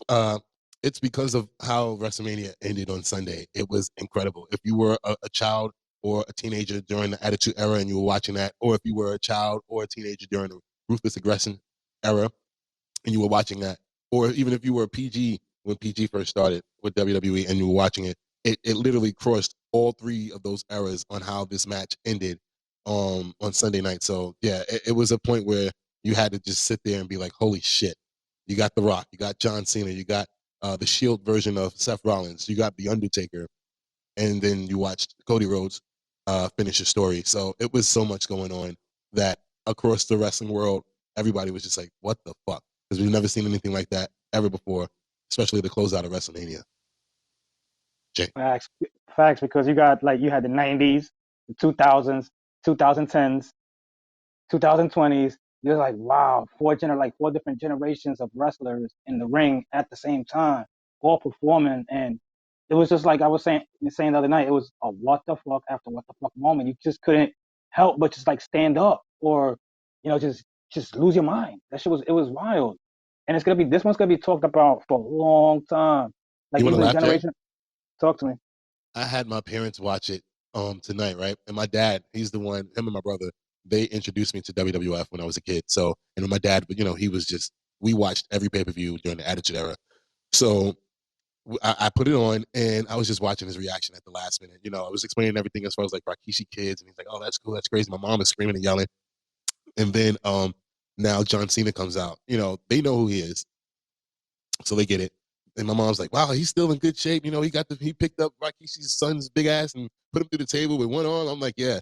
And then when The Rock came out, my dad was like, oh, he was like, what? I'm like, yeah. My mom was like, oh my gosh, he's laying the SmackDown. She's like, does he still say that and lay the SmackDown? I'm laughing. I'm like, well, he's a bad guy, so you don't really say the stuff that you would normally say when he's a good guy. But then I had to explain who Seth Rollins was to them. and what that whole thing meant. And then I was just staring at my father because I knew what was coming next. And when he heard that gong, his face went crazy. He was just like, "What? The Undertaker?" My mother was like, "They got the Undertaker out there." I was like, "Yep, he's there." And then when the lights came back on and the Undertaker was in the ring, my father was like, "Oh wow." My mother was like, "You know what? All these guys still look good. They all still look good to be in their 50s and close to 60s." And so to share that moment with them, because of the fact that I started watching this from when I was a kid and when they were in their late 20s, early 30s, and to fast forward to now and experience that moment with them, it was crazy. And we had the surround sound and everything going, and so you hear the fans going crazy, and just to see their reaction to it. Then my mom was like, "Me and your father watched that back like another 2 times, right?" I was like, "You serious?" I was like, "No way." It was like, "Yeah, that was really crazy." And then we watched Cody finish the story, and then everybody coming into the ring, and then it was like, "Oh wow, look at Triple H." My mother was like, "He looks like a businessman. He's not even a wrestler no more." I'm like, "He's everybody's boss." My father was like, "So all this is scripted?" I'm like, "Yeah." And Triple H is the one that wrote the script, and it was all his plan and all in his mind. He was like, "Wow." So that was a pretty cool moment to have with them, even though it wasn't Sunday, but it was still fresh to them and new to them. I've seen it live, but yeah, it was a cool moment. Oh man, that's a moment. WrestleMania touches a lot of people, and the backlash, like I said, that it got back in the days was crazy. To see how it is now is great. I'm gonna go ahead, play these messages, and roll along after this. Hey, shout out to everybody. Hey, did a blackface just come in this motherfucker? Did a blackface with red lips come in this motherfucker? It be some racy motherfuckers on here. But hey, it is what it is. When that sun get to coming on everybody because it's changing colors, notice our sun ain't even yellow no more. That bitch white. It's white because it's about to come on everybody. Did y'all see that eclipse the other day? Yesterday? Man, I'm going to tell you, that wasn't no moon. That was the black sun, man. That's why they was spraying so hard. They didn't want motherfuckers to see it. But a lot of motherfuckers caught it. Hey, I saw that shit. Yeah, I saw bloke blackface. Hey, shout out to y'all. Hey, I give it to y'all. Y'all panel was dope with the three of y'all profiles matching each other. You used to tres leches. I remember, what's that singer named Miguel? I think he a Blaxican. On the rehearsal of one of them awards he was on probably about a decade ago. I think on the practice rehearsal, he ran and jumped across the stage, but he had on his tennis shoes, and they told him, "Man, don't try that shit up in them shiny ass shoes in your church best." Man, he must have went to try that shit. His Pisces side kicked in. That boy went and jumped, and on slow motion, he landed on like around 4 or 5 broads.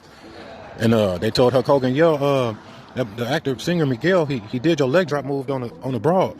That boy Hogan said, "As long as he got it right, brother." I was rolling. Hey, shout out to y'all. Hey, just to hear that about the Undertaker had a guest appearance, them motherfuckers, they really do still be staying in shape, man, and that's good.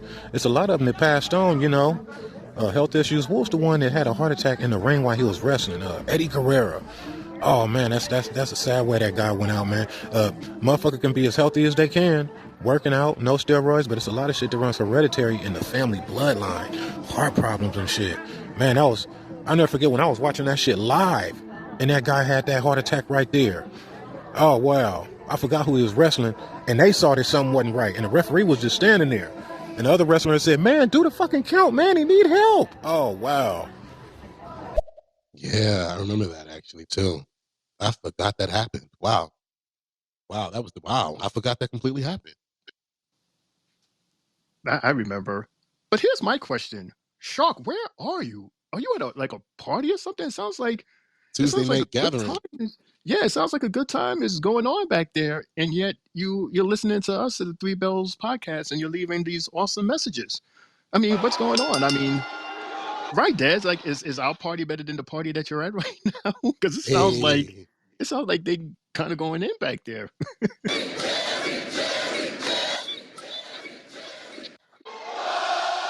We lit over here. Hey.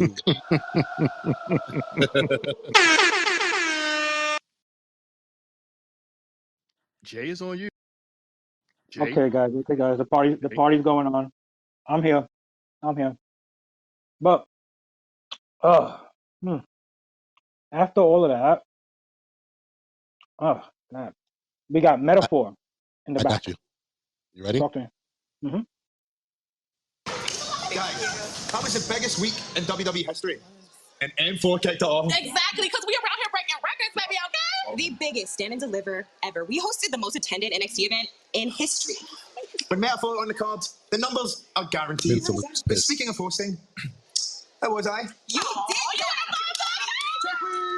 He was mad. Mensa, bonus money, lollipops. Why the long face? Hello. Long face, huh? Oh, my family that giant idiot. He thinks he can just come here and slam me the wall. Biggest show of the year. And everybody is like, oh, boy, he's so great, he's so dominant, huh? Dominant my ass. I'm going to be the guy who's going to end that reign. Trust me. Hey, what's all this? You think I cannot finish him or what? No, we believe you, but we just want you to calm down. I'll calm down. Focus. I just got finished watching the show back, and I saw that little skit you did of me. That was awesome. Which one of you came up with that idea? Jack? Well, Miss Jackson, I've got this. Jack, that was my idea. And now I can see why you're so miserable all the time. Down there, all alone, wandering about in the dark. Let me give you some advice. You need less ratio, more sunshine, okay? So please knocks next time. Thank you. Yeah, that's great advice. Consider this your warning. Everybody gets one. You won't get another. Oh, what? That was a little. I wish I had an accent, whether it was Mince's accent or Noam Dar's accent. I think it's pretty cool. Yo, that shit was retarded. I know, Like the that's way mad Dar, random. the way Dar was coming at him, and then Dijak tells him right back like, "You only have one warning." I'm like, what? And that's all I'm telling you. Dijak means business. You know, he's gonna fold something like a pretzel next week. I feel sorry for Dar. I don't. I don't. We talk too much. He does. He was annoying me on Saturday. Honest to God, every time they went to them, I'm like, shut the fuck up, man, please. No discrimination against him. I'm just like, shut up. You're talking too much. Man, Shane, what you think? What I think of Mr. Loose Jack, Mm-hmm. Mr. Mouth Jack, Mr. Go to Twitter and hate Jack, Mr. Oh, I'm giving you one warning, Jack. Oh, you mean the same warning that you gave Uber Femi, the same one that you gave to Mr. Briggs, that one, and at the end you still walked away without a belt in your pants? Right. Okay. What are you gonna do now? You're gonna go to Twitter and type something cute like "wait till next week" or "those gonna be your last words." Like what cute little saying? What cute little thing you're gonna do to stay relevant, huh? Because so far the only thing that's winning is Dijax's mouth, if any. Do you guys think that Mensa has a chance? Like he was pissed, and his teammates showed no faith in him at all when he said that he wants to be the one to take the title off of Oba, and like their reaction was like, that was I would be pissed off if I was sitting with you and Shane and I'm like, look, I want to go and do this and I'm gonna do this, I'm gonna make this happen, and the both of y'all give me that type of shit. I'd be like, you know what, fuck y'all. Like, really, y'all not gonna believe in me and back me up and nothing like that? Like, come on, man. Come on. Yeah, if it was you, if it was you. Mm-hmm. Yeah, that would be my response. Yeah. Uh-oh. Don't start, Shane. Don't you start with me. I'm sorry. If your finger's on that button, I'm sorry. My bad. No, I'm okay. It's okay. No, but y'all don't find that messed up though. Y'all don't find that messed up. Like your own peoples don't believe in you at all. Like, and not even a word of encouragement. Like, you know what, you can do it. Or like, all right. They just gave face and eyes and like, yeah, no. Like that was like, yeah, fucked whatever. up. Yeah, that was messed up, man. I mean, it's like you, Des, putting on a brand new shirt and we can still see your belly. You go, hey, this shirt feels real good on me, doesn't it, fellas? And me and Jay, we look at each other and we're like, we don't want to hurt the homie's feelings, so let's tell the truth. Yeah, I like that necklace with that shirt. But they did the opposite. They didn't tell the truth about. I guess they did tell the truth, but that was fucked up. They just no confidence in him at all. Like that's messed up, man. Sometimes you gotta fluff the truth a little bit, just to keep somebody's confidence up. You'd be like, yeah, you can do it. You can do it. As soon as you turn around, right? Like, but they didn't even turn around. They did that shit in his face, and he was looking right at them. Like, well, see, y'all. I mean, obviously, y'all saw it earlier, but I was literally just watching it while it was playing. I'm like, well, that's fucked up. That's fucked up, man. Wow. Jay, back to you. You're talking about Femi, so it's like, yeah, maybe you should stay right here. Why don't you stay right here by the table? Like, just stay here. I don't know, Jay. I don't know. That might have been the wrong mistake he made. Trying it. But you know what I see happening after them shading him the way they did. I got a feeling he's gonna try to leave and just fuck with Noam Dar and fight him 1-on-1. I think that's gonna be brewing, and I wouldn't be too surprised down the line. Bro, he looked so pissed off. He looked so mad that entire time, and he was rolling his eyes and everything while they were doing whatever they were doing. He was just like, "I'm over this stupid shit because the shit that y'all talking about is irrelevant. I got embarrassed, and I'm not happy about it, and I want my revenge." That's what he said basically, and they laughed. That's fucked up. That is fucked up. When you really think about it, like, your friends, I'm expressing to y'all that I'm mad that this dude put hands on me, and everybody's talking about he's this, that, and the other, and I'm telling y'all, like, yo, I want my revenge, and I want to take the championship from him, and y'all just laugh, basically, and just squirm and turn around, and like, that is fucked up. That's not no real friend shit. Yeah, we're gonna see the eventual turn of this shit happening soon.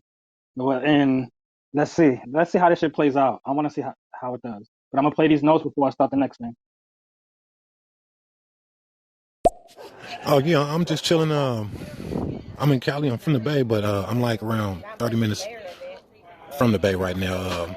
I'm fucking around with the laws, not the police laws, but the in-laws. It's one of the grandma's birthday. Fam bam getting together. Some Spanish rice jumping off. Chicken salad, whole bunch of shit. Man, it's going down. I can't wait to get up in my banana pudding. I got banana pudding too. Oh shit. Go ahead, Jay. Play that message. Hey, I'm gonna keep it real with y'all. I fucks with all three of y'all. I'm gonna follow all three of y'all motherfuckers right now on everything I love. On my mama. It's all good. I fuck with y'all, show some support. The only thing they need to add some more emojis on this, and like how you can go on somebody's profile and on one of their videos you can leave a voice comment and like Joe Biden voice. They need to have like 4 president voices, dead or alive. They need to have 3 celebrity voices, dead or alive. No, 4, and 4 musicians, dead or alive. That'll be dope. Easy E, Pac, Biggie, and somebody else's voice, like Snoop, man, that'd be hella dope. I'm gonna be honest. These heart shapes, this ain't the shape of the real heart. This is upside down ass cheeks. This is the buttocks. Bro, first off, you can tell he's from Cali because he said "fo." Mm-hmm. I'm loving it because then also he's living the good life because it's what?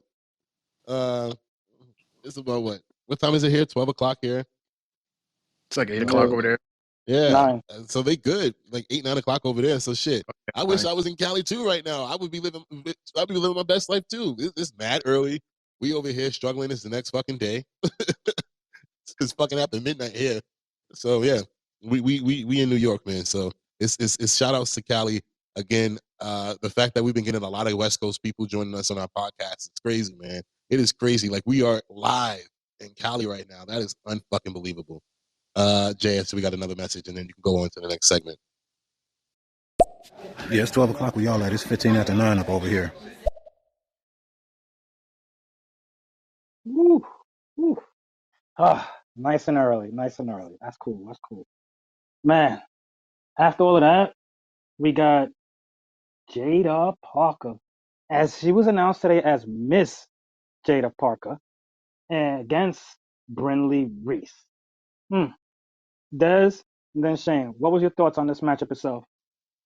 You know what? I feel like because of the fact that I'm going to be on vacation next week, that I'm just getting all the shine tonight. Everything's coming to me first. I respect it. I like it. That's because it's gonna be a full takeover for us next week. So, woohoo, party! Oh, really? All right. I'm gonna send my alcohol for everybody. I'm gonna send my guys in to watch y'all and make sure y'all keep this good and interesting. I'm just playing. I will not. You guys will have free reign over the entire week, even though y'all run your own shows anyway. But I'm not gonna be here to be nothing. You guys make all decisions up front. Yeah, okay. You could try to butter us with that little last part, but we already heard the shade, so Yeah, man. More Pepsi for us. Yes. But you heard the shade before he tried to put some frosting on top of this shit and then a cherry on top. There was no shade whatsoever. The shade came from Jay first. There was no shade from me. I said, I'm not. You guys got full reign over the Three Bells podcast Monday, Tuesday, and Friday. Maybe that following Monday too. I don't know, but yeah, it's all yours. But y'all better make sure my show is good. All right, keep it up. Keep up what I put together. Do the Diginos and the rumors and reactions and all that. I don't know. You guys gonna have to record your own Diginos though.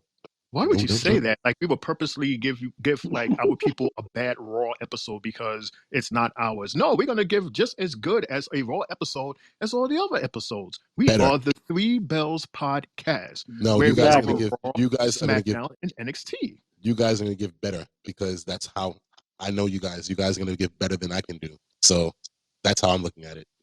Yeah. So yeah, I'm not gonna lie to you, Jay.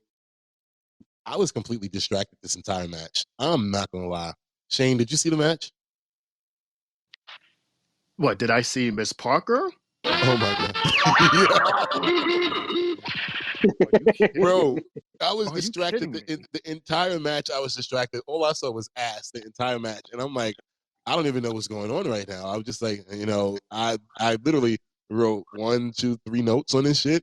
I said Reese is putting up a good fight.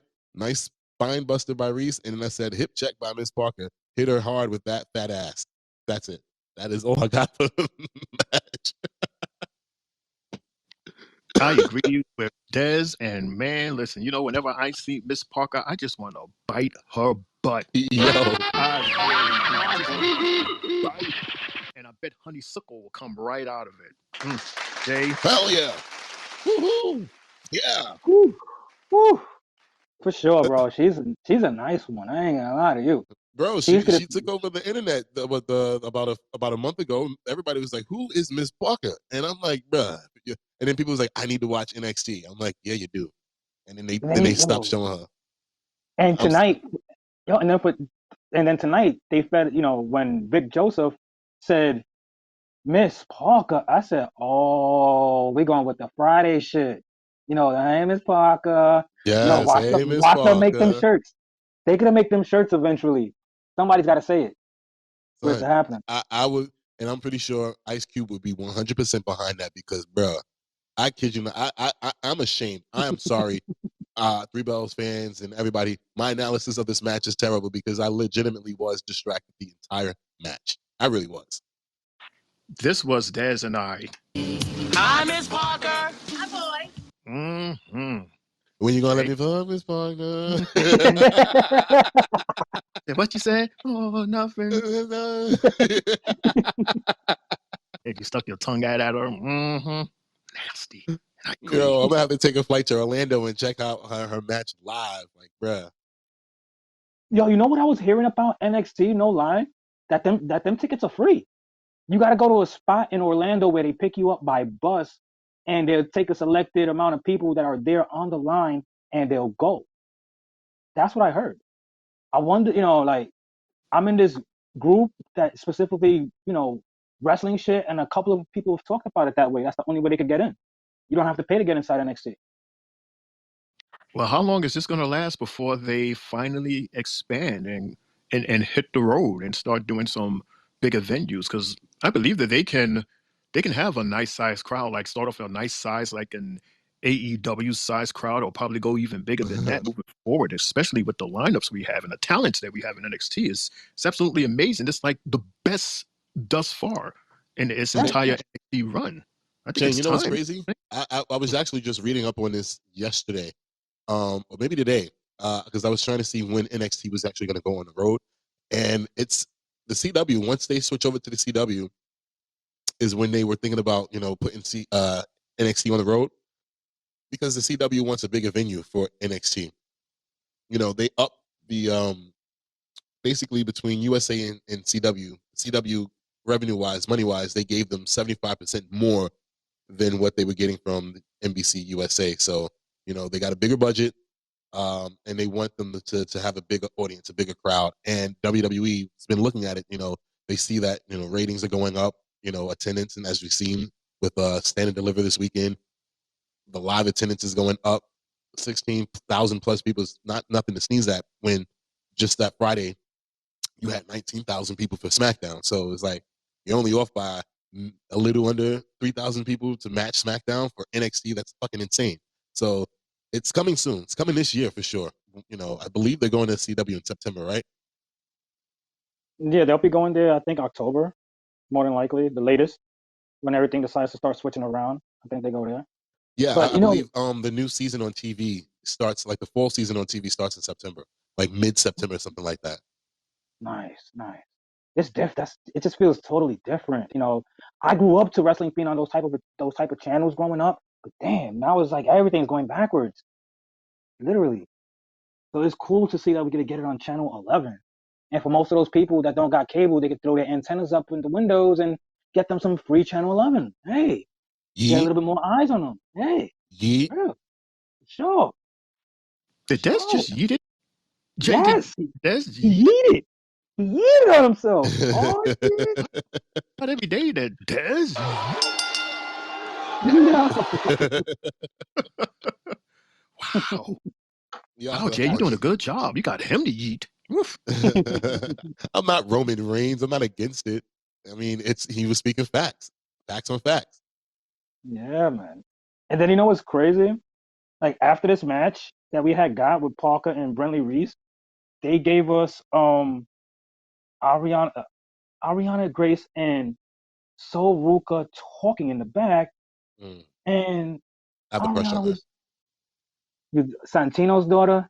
No, I have a Oh, crush. No. I have a crush on Soul. The way she was looking oh, tonight with that ponytail and those glasses, man, that spoke to me for some reason. Like her whole look was just like, damn, she she actually was looked in, really good. Get out of and my if head. that's Hey, I thought that same thing when she had that side profile and was looking at Ariana. I didn't even paid attention to Mm-hmm. what he was saying. I said, Mm-hmm. wow, Mm-hmm. like a naughty school teacher or something. It was so sexy. I was Yo. like, wow. Mm-hmm. Yeah, Nice. I could do that too. I was like, yo, Soul Ruka, yes, I loved it. And then I'm sorry, Jay, to take over. I'm sorry, but then go ahead, talk. I like then this. when when Lola came in and she was speaking that Spanish and looking all good like she was looking, I was like, wow. The both of them standing next to each other. I'm like, yo, Shawn Michaels, he knows what he's doing. I mean, he has not missed yet with these women that he has selected, and Triple H and Albert and everybody else that helped out with the Performance Center. But I mean, Lord have mercy, these women are beautiful and they're not afraid to compete. That is why I actually agree with Ava. They have the best women's division in all of WWE because their women are beautiful, but they like to compete and they like to fight hard. They don't like to do that prissy, I said it with an R, prissy type of fighting, like, oh my gosh, I'm too pretty to fight. Even Ariana, when all is said and done, she whips ass. So yeah. So with this segment, it was just, Lola's pissed off at the fact that she got jumped. And then Sol is like, well, what do you expect? You interfered in the match and cost her the women's championship. So what did you think was going to happen? And I believe Jay, she said that Natalia beat Lola, right? Yeah. So she called a bitch in Spanish. She was like bicho, Oh, she and did? then she said bicho. That's all I heard. And then she called her tremendo basura, which means a big time garbage. And that's what she called. Ladies and gentlemen, boys and girls, children of all ages, that was Jay's translation of the night. Yes, sir. And you know what's crazy that when you see shit like that, like what I noticed, like when you were saying earlier, Des, that first hour was mainly talk. Look what it was dominated by, the women's division. And then look at this part we get, you know, after Dijak, we get Miss Parker, Brinley Reese, Ariana Ariana, Yeah. and then Soul, and then Lola. You're NXT, like, yeah. shit. NXT is dominated by the women every week. And I have no issue with it because these women put on great matches every week. And then we get the guys towards the end of the show. But I'm just like, I love it. I'm all for it. And real quick, shout out to our guy Greg. Greg, what's up, man? I remember last night when you popped up on my show, Raw. If you can, please give us another one of those nice announcements. Like I said, you are battling Samantha for best ring announcer currently. So And the hat please. and the hat matches it. Like he got that announcer's hat. Like he's ready to call it. Fixes it up nice and teedy. Right. You know, brushes his shoulders off, and he's ready. He's gonna be like, ladies and gentlemen, let's get ready to rumble. Like I can't do it right now. I sound a hot mess right now. Don't do it. Don't. Yo, did y'all see that? Did y'all see that shout out by Michael Buffer though? Yeah, I Michael did. Buffer gave That a was shout out to beautiful. Samantha. Yeah, that was beautiful. I didn't get a chance to get to that. But thanks, Shane, for showing the shade as always. Shady Shane. Oh boy, Shady Shane. You shady well. Hell yeah. You shady well. Yeah. Guys. Last night, Pete's tonight. Shady Shane. Hey, we've gotten it like 3 or 4 times tonight. Woohoo! I didn't get that in a minute on my show. Yeah, okay. Yeah, you got it. I remembered. Thank goodness, Welcome, everybody, to Stereo Radio. This is WrestleMania 12, the recap. The British Bulldog, Owen Hart and Vader defeat Ahmed Johnson, Jake the Snake Roberts, and Yokozuna. I'm sorry, I had to stop it. Greg, can you do me a favor? Can you please do a drop for us? Like, can we hear what that might sound like? Like, welcome everyone to the Three Bells Podcast with your boy Mundo, aka Mr. AKA himself, Shane O'Mac, Triple J. Welcome, like, do something like that. I want to hear that. But I'm gonna play this back because this is fucking awesome, man. Fucking awesome. Welcome, everybody, to Stereo Radio. This is WrestleMania 12, the recap. The British Bulldog, Owen Hart and Vader defeat Ahmed Johnson, Jake the Snake Roberts, and Yokozuna. And let's not forget the Hollywood Backlot Brawl. Roddy Piper versus your WWE Undisputed Champion's brother, Goldust. And of course, Savio Vega. Yeah, Savio Vega takes on Stone Cold Steve Austin, accompanied by Ted DiBiase. And of course, one of the biggest screw jobs of all time, Hunter Hearst Helmsley, Triple H, takes on the Ultimate Warrior. It's only like a minute. He no-sells the pedigree. Bullshit. Undertaker versus Diesel. Fucking awesome. Love both of them. But the Heartbreak Kid, Shawn Michaels, against the best there is, the best there was, the best there ever will be an Iron Man match, Bret Hitman Hart. Oh, that is so fucking cool, man. So fucking cool. Oh man, and Des, we was just watching that match recently. Yes. Undertaker, Ultimate Warrior Triple H. Oh, yes. Shit. And we never finished the Triple H saga, but bro, Greg, that is fucking amazing, dude. Like, why do you come on so late? What, like, where are you? Are you on the West Coast too? Like Sharrock. Like Shy? Like Shy. Like, are you on the West Coast like Shy where it's still early? Well, you can't be in the East Coast coming on at no 12:37 like that, but man, that's fucking awesome. Jay, back to you. Okay, guys. So that leads us, after all those promos, into the tag team title match.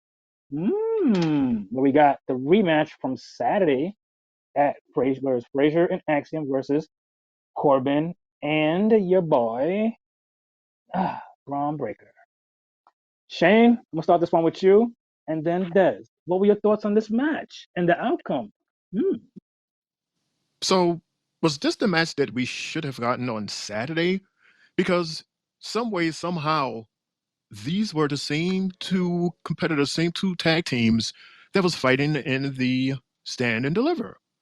The Wolf Dogs came in as champions, and at the end, the Wolf Dogs left as champions.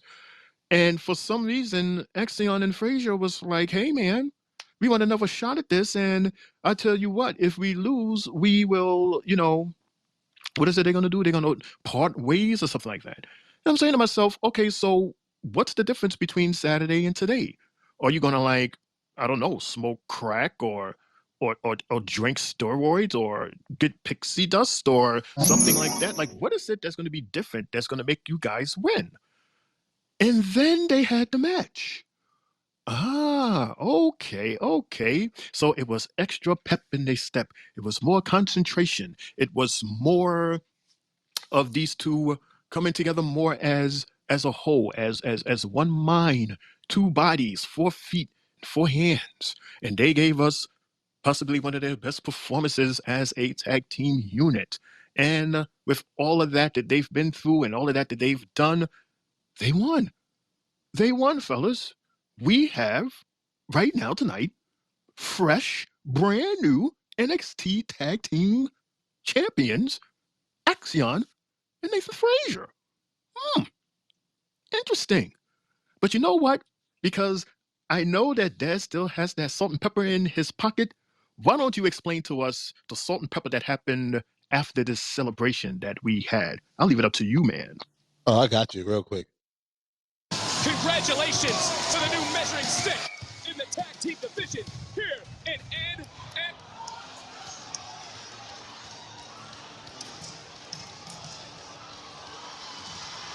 Holy hell. Oh my God. Oh my God. Yeah. It's the final testament. Paul Ellering. These guys just went through a hell of a tag match, bro. Oh, welcome to the party. Welcome to the party, pal. Oh, yes. We've learned to expect the unexpected, but no one thought the final testament would be brought to NXT, because now a dark cloud certainly has arrived. So Jay's favorite tag team came and destroyed Axiom and Fraser. Oh man, they laid them out and then held up their championship belts. I was like, oh my gosh, OD. But it's a good look. But guess what? They got demoted. This saga is over with Bobby and friends. Thank you. I think it's Jay. What? Come on now. So out of everybody that's come from the main roster to NXT, this is the only demotion? I would think so. Why? I would think so. Cause that's all they do is that little pickup and smack together. They need more ring skill, bro. The audience was loving it. They were really hype about it. Really, really hype about it. Because that's what's needed on there. They were more hyped for Karrion Kross. Welcome back. They was more hyped for him than there was for AOP. That's the way I seen it. So who were they yelling welcome back to? Was it the AOP or was it Karrion Kross? Karrion Kross. Because AOP, they came shot out of nowhere. I don't even remember if I seen them on NXT when I was watching it. That's how quick they got into the roster. Paul Ellering literally brung them up the first time, and they beat him up the same night that they debuted it, and then he got dropped. And then when they repackaged them as a group, they brung him all of a sudden back with the setup. So Karrion Kross was bigger in NXT, so the crowd definitely knows more of Sun than AOP for sure.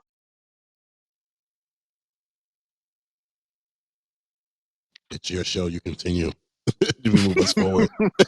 Oh, I thought y'all was gonna say something, so I got quiet. I thought you was gonna say something, but hey, screw AOP. And this is their demotion. They've earned this demotion because they fed us a bullshit storyline until the other night, and where we finally got some resolution. But now we was calling it.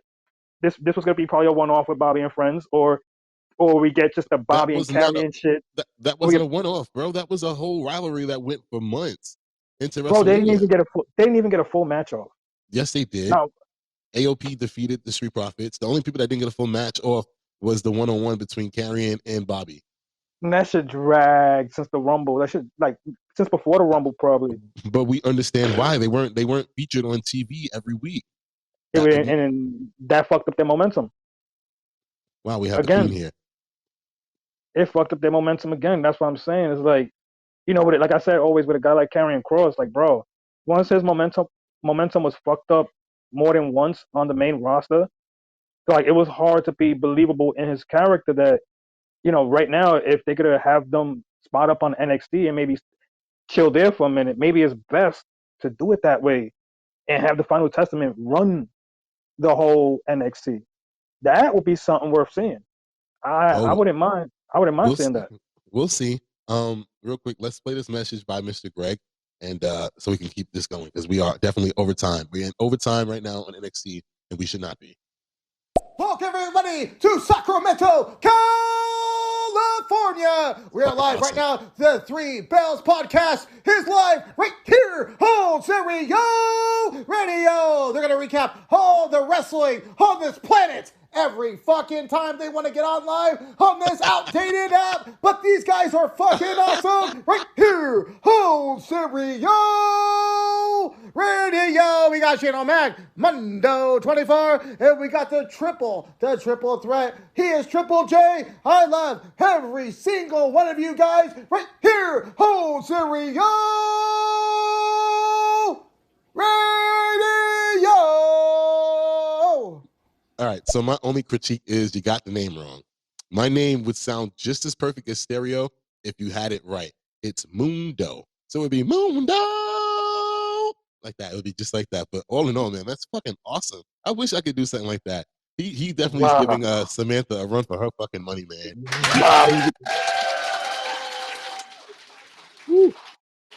Right, Shane? Right, he should do all the announcing of the listeners every goddamn night. Not me. I'm also assuming it's in Cali because he mentioned Sacramento.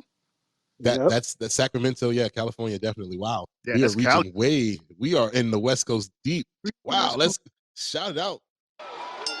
California love. Yeah, we say that because we are live in New York, man.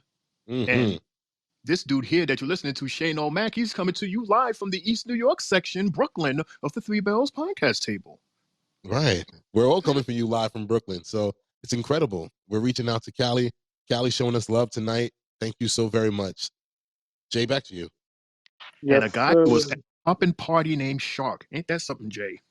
Yes. And what is it? This guy from Seattle the other night, last week, I mean.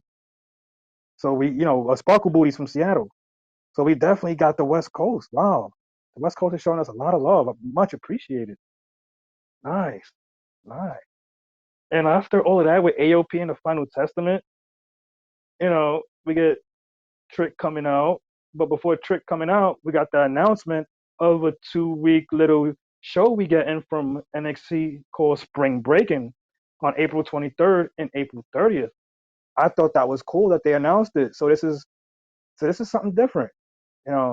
This is I guess a new little thing that they're giving us after their PLE, like they did for us for like New Year's Evil. So we're getting it like when the kids are on spring break or whatever. Now we're getting WWE's version of Spring Break with their developmental program, and I think that's a cool thing, guys. And also, that also leads us into the announcement of 3 matches next week already. So we will be having Joakim Wild versus Ridge, Dijak versus Dar, and then we'll get Lola versus Soul. And after all of that announcements, we got Trick Williams coming out in our last segment, fellas. What are your thoughts on this? Shane, Des, talk to me. Well, before we talk about that, I don't know if you remember the breaking news that they announced even before the spring breaking about Josh Briggs. How they were saying the 2 cracked ribs.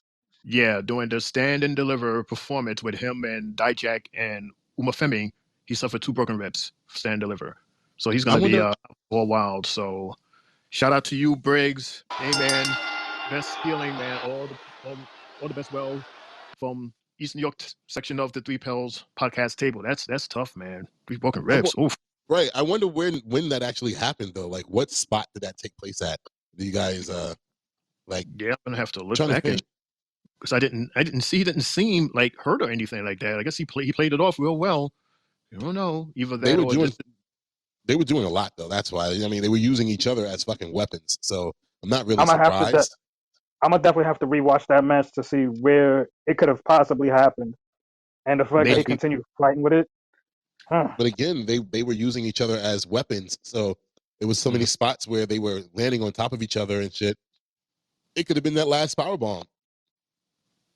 But where Femi had them both on his shoulders, because he was the highest point, wasn't he? Like Briggs was on Dijak's shoulder and Dijak was on Femi's shoulders. So that was a hard landing that Briggs experienced. It could have been at that moment. Right. Wow. I was talking about that last powerbomb at the end of the match when Oba picked up Dijak from covering Briggs and then he powerbombed him on top of him and then he finished the match. Mm-hmm. It could have been Dan too, because he hit him hard. He threw his hard. Yeah, he just threw him on there. Dude, yeah, he's like, how heavy is he? He's like 285, 290, right? Dijak. Yeah, these are some big guys slapping meat on meat. Mm-hmm. And now somebody meat is broken. Coño, Jay. No Diddy. But yeah, like he was already, talking. Might as well finish it off, Shane. Like, let's talk about this trick thing that we had got when he came out and calling out Mr. Ilya. Talk to me. Dad, you want to take it away? I got you. I'll follow you, dude. All right. If I want to be the man right here, I need to slay that mad dragon for the NXT Championship. Better cook this shit. Because it's only shit. I know you back there in the back. I need for you to come on out here and let's talk about it.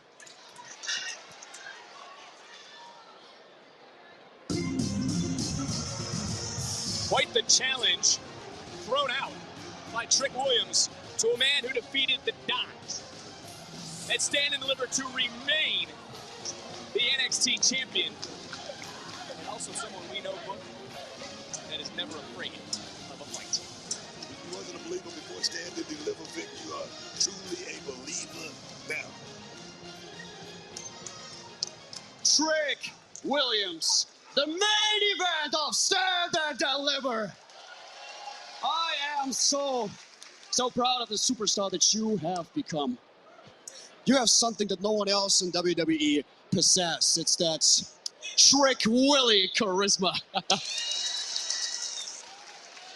I hate the way he talks. I'm sorry. You are exactly what this brand needs, right? Whoa. Hold on.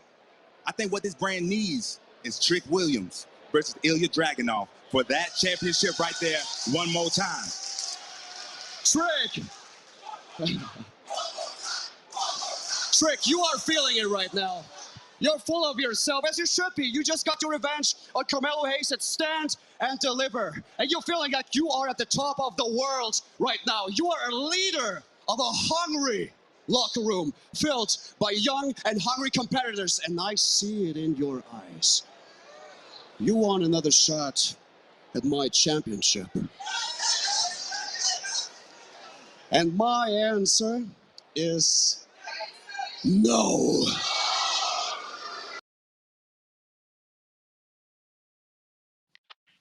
Uh-oh.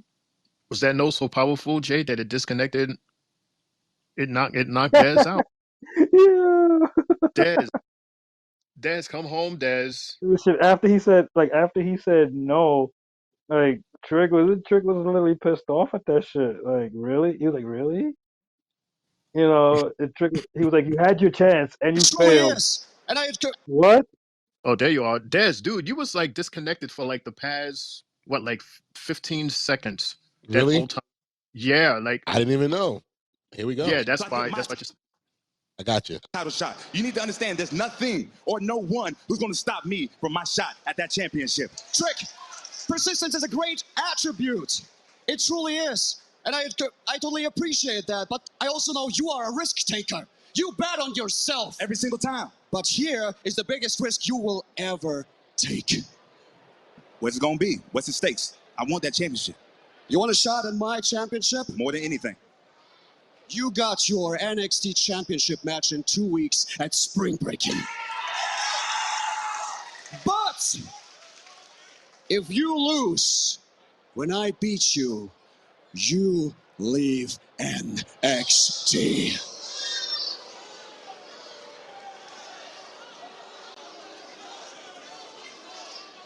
Ilya, if I can't defeat you, if I can't slay the Mad Dragon for that championship, I don't belong here in NXT.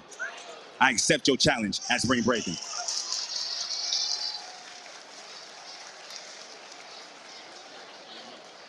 As they shake each other's hands for a long time. Spring Breaking, the NXT title on the line. Trick Williams is risking it all to face the man.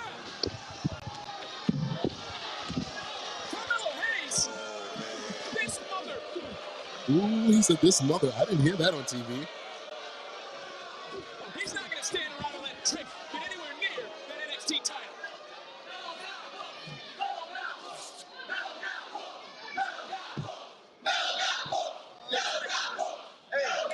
You ain't gonna make it to Spring Breaking because next week I'm gonna beat your ass in a steel cage, sucker. Did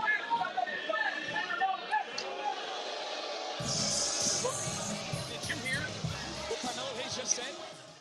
Wow. Let's go, Mello. Yo, you heard that shit? Like the way he said it to Booker T. Like in the last words of Carmelo, he said "sucker," and then Big Joseph was like, "Did you just hear that?" I was expecting Booker T to continue and be like, "No, don't tell me he's not. Just say that." I was expecting that part next. That dead ass. I love it. Oh man. Oh man. I think that this is it just happens to coincide with the time of the draft. So like you stated over the weekend, I think this is it for Ilya. He will lose the championship at that match, and he will be drafted to either Raw or SmackDown. Trick is obviously not going anywhere. He will be remaining on NXT as he is the hottest person in NXT right now, and they can't lose him. So he gets the title. Ilya gets the main event push, and that's how that goes. My opinion. What about you, Shane? I agree 100% on what Des is saying because I'm Trick Williams and this is my house. Whoop that trick. So what's going to happen is that in a couple weeks from today, that title is going to be mine. I'm taking it. I'm going to win. Now I understand that Mr. Mello over here going to hit me from the back as I'm talking to y'all, and that's all right. I'm going to worry about him and deal with him at the time comes. But for now, I'm going after that title dancing trick. I'm telling you, I'm going to get it. Jay, Des, what's up? But the crazy shit is, yo, Dez, what did Melo ask for at the end, bro? What did he say? What did he? No, he didn't next ask for week. nothing. He didn't ask for shit. He said he did not ask for nothing. He said, "I'm going to whip you in a steel cage next week." He told him what's happening next week. He didn't ask him. He told him what's going to happen next week. He said that you're not going to make it to spring breaking because I'm going to whip your ass in a steel cage match next week. Are you looking By forward the to way, that? how was my big impression? Was it good or just hang it up? that was me trying to sound like Trick. He got a heavy ass accent though. What are your thoughts for that fight though? That we getting next week? Now that we know it's a steel cage. It's gonna be interesting. Hell no. I don't know, man. Because hey, Trick won fair and square. So hey, maybe Trick will win again. Trick has to prove to Dragunov that he is worthy. Trick did not win fair and square. He used a fucking chair to win the match. You forgot that part? That was Melo's fault though. Melo brung the chair in. Melo brung the chair in. That's So his what? fault. He didn't use it. Trick used it. That's not fair and square. And then when Melo tried to use it, the referee all of a sudden takes the damn chair from him. That's not fair and square. Sorry, when you don't get, that's the way a cookie crumbles. Yeah, I forgot about that. Yeah, he didn't use. Yeah, Melo didn't use the chair physically. So yeah, he used the chair as a way to make Trick look bad. Yeah. Well, I mean, it's a steel cage match, so anything can happen, and maybe Melo will win it. No, it should be interesting. True. And then on that note, that literally ends the show. So, fellas, what was your match and moment of the night? Are we gonna have any direction, or you just left it like that? Who you want? I guess I'll go first since I answered first. Oh, so yeah, I'm gonna go with Scripps versus Javon, only because I just thoroughly enjoyed watching this kid perform. Man, he has a big future, beautiful, bright future in the WWE, in a more inclusive WWE where we are just spreading around the representation of whites, blacks, Latino, Asian, everybody. So it's a beautiful time to be entering the WWE right now because it's possible for you to make it. So I give him that. And to stay with this same match, my moment of the night is that view of his splash over the top rope over onto OTM. I've never seen a camera view like that, and it was so majestic, so beautiful. So that's my match and moment of the night. You know what? I'm going to agree with Des in terms of the match. To see a brand new, fresh superstar in Javon, man, we're going to remember this guy's name. We're going to remember him because he is going to do a lot and he's going to impress a lot. And I'm definitely keeping both eyes and my mind fully open on him. And shout out to Scripps also for putting on an awesome performance to complement Javon. So that's my match. My moment of the night, actually, I kind of have two. My moment was when Ivar came out. I totally was not expecting that. Ivar is one of my favorite superstars. So it's going to be very interesting to see him moving forward. That was my moment to see him. And anytime when that sexy ass Miss Parker comes out is always an amazing moment for me. Those are my 3 bells, man. By the way, Jay, can I add this quick little thing that I just saw online? Is Go it ahead. okay with Go you? ahead. So Please. apparently, at the end of NXT, Braun Breaker goes on the microphone and he has a farewell speech after NXT, and he thanks everyone from Shawn Michaels to every NXT trainer and to his tag team partner Baron Corbin. It's not a goodbye. I'll see you later. Hashtag thank you, Braun. Thank you, Braun Breaker. Good luck to you, buddy. Say it as That's something I didn't get rid of that. Thanks, Shane. Awesome. And like my match of the night, I'm gonna have to agree as well with the that Javon fight with Scripps, aka Reggie. Oh man, what a debut for the kid. I haven't seen a debut like that in a long time from somebody. He delivered on all angles. All his moves look beautiful, finesse the right way, and to still be a teenager. Like damn, I wish I was doing shit like that at 19, flying in the air like that. And like my move of the night, instead of moment, will be his finisher, which was that flip with the corkscrew. I thought that shit was crazy. Like, nah, we're never gonna see some shit like that again, fellas.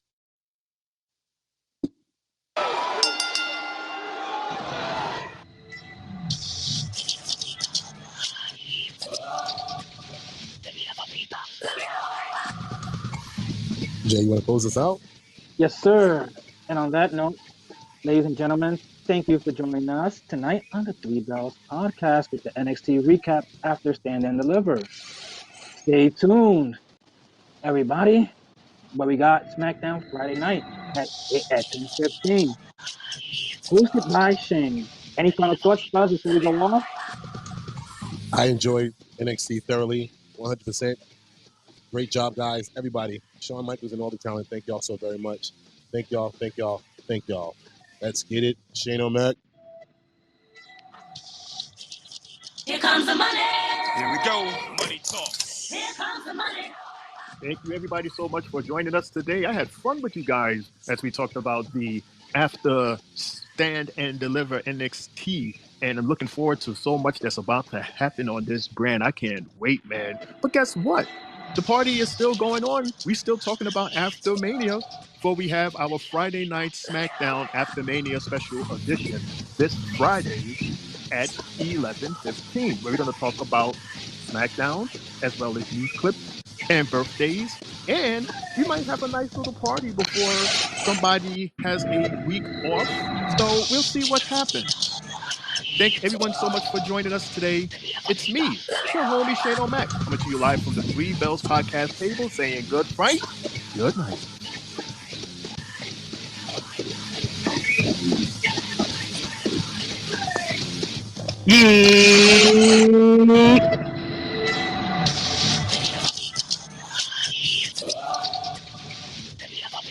And as always, know it.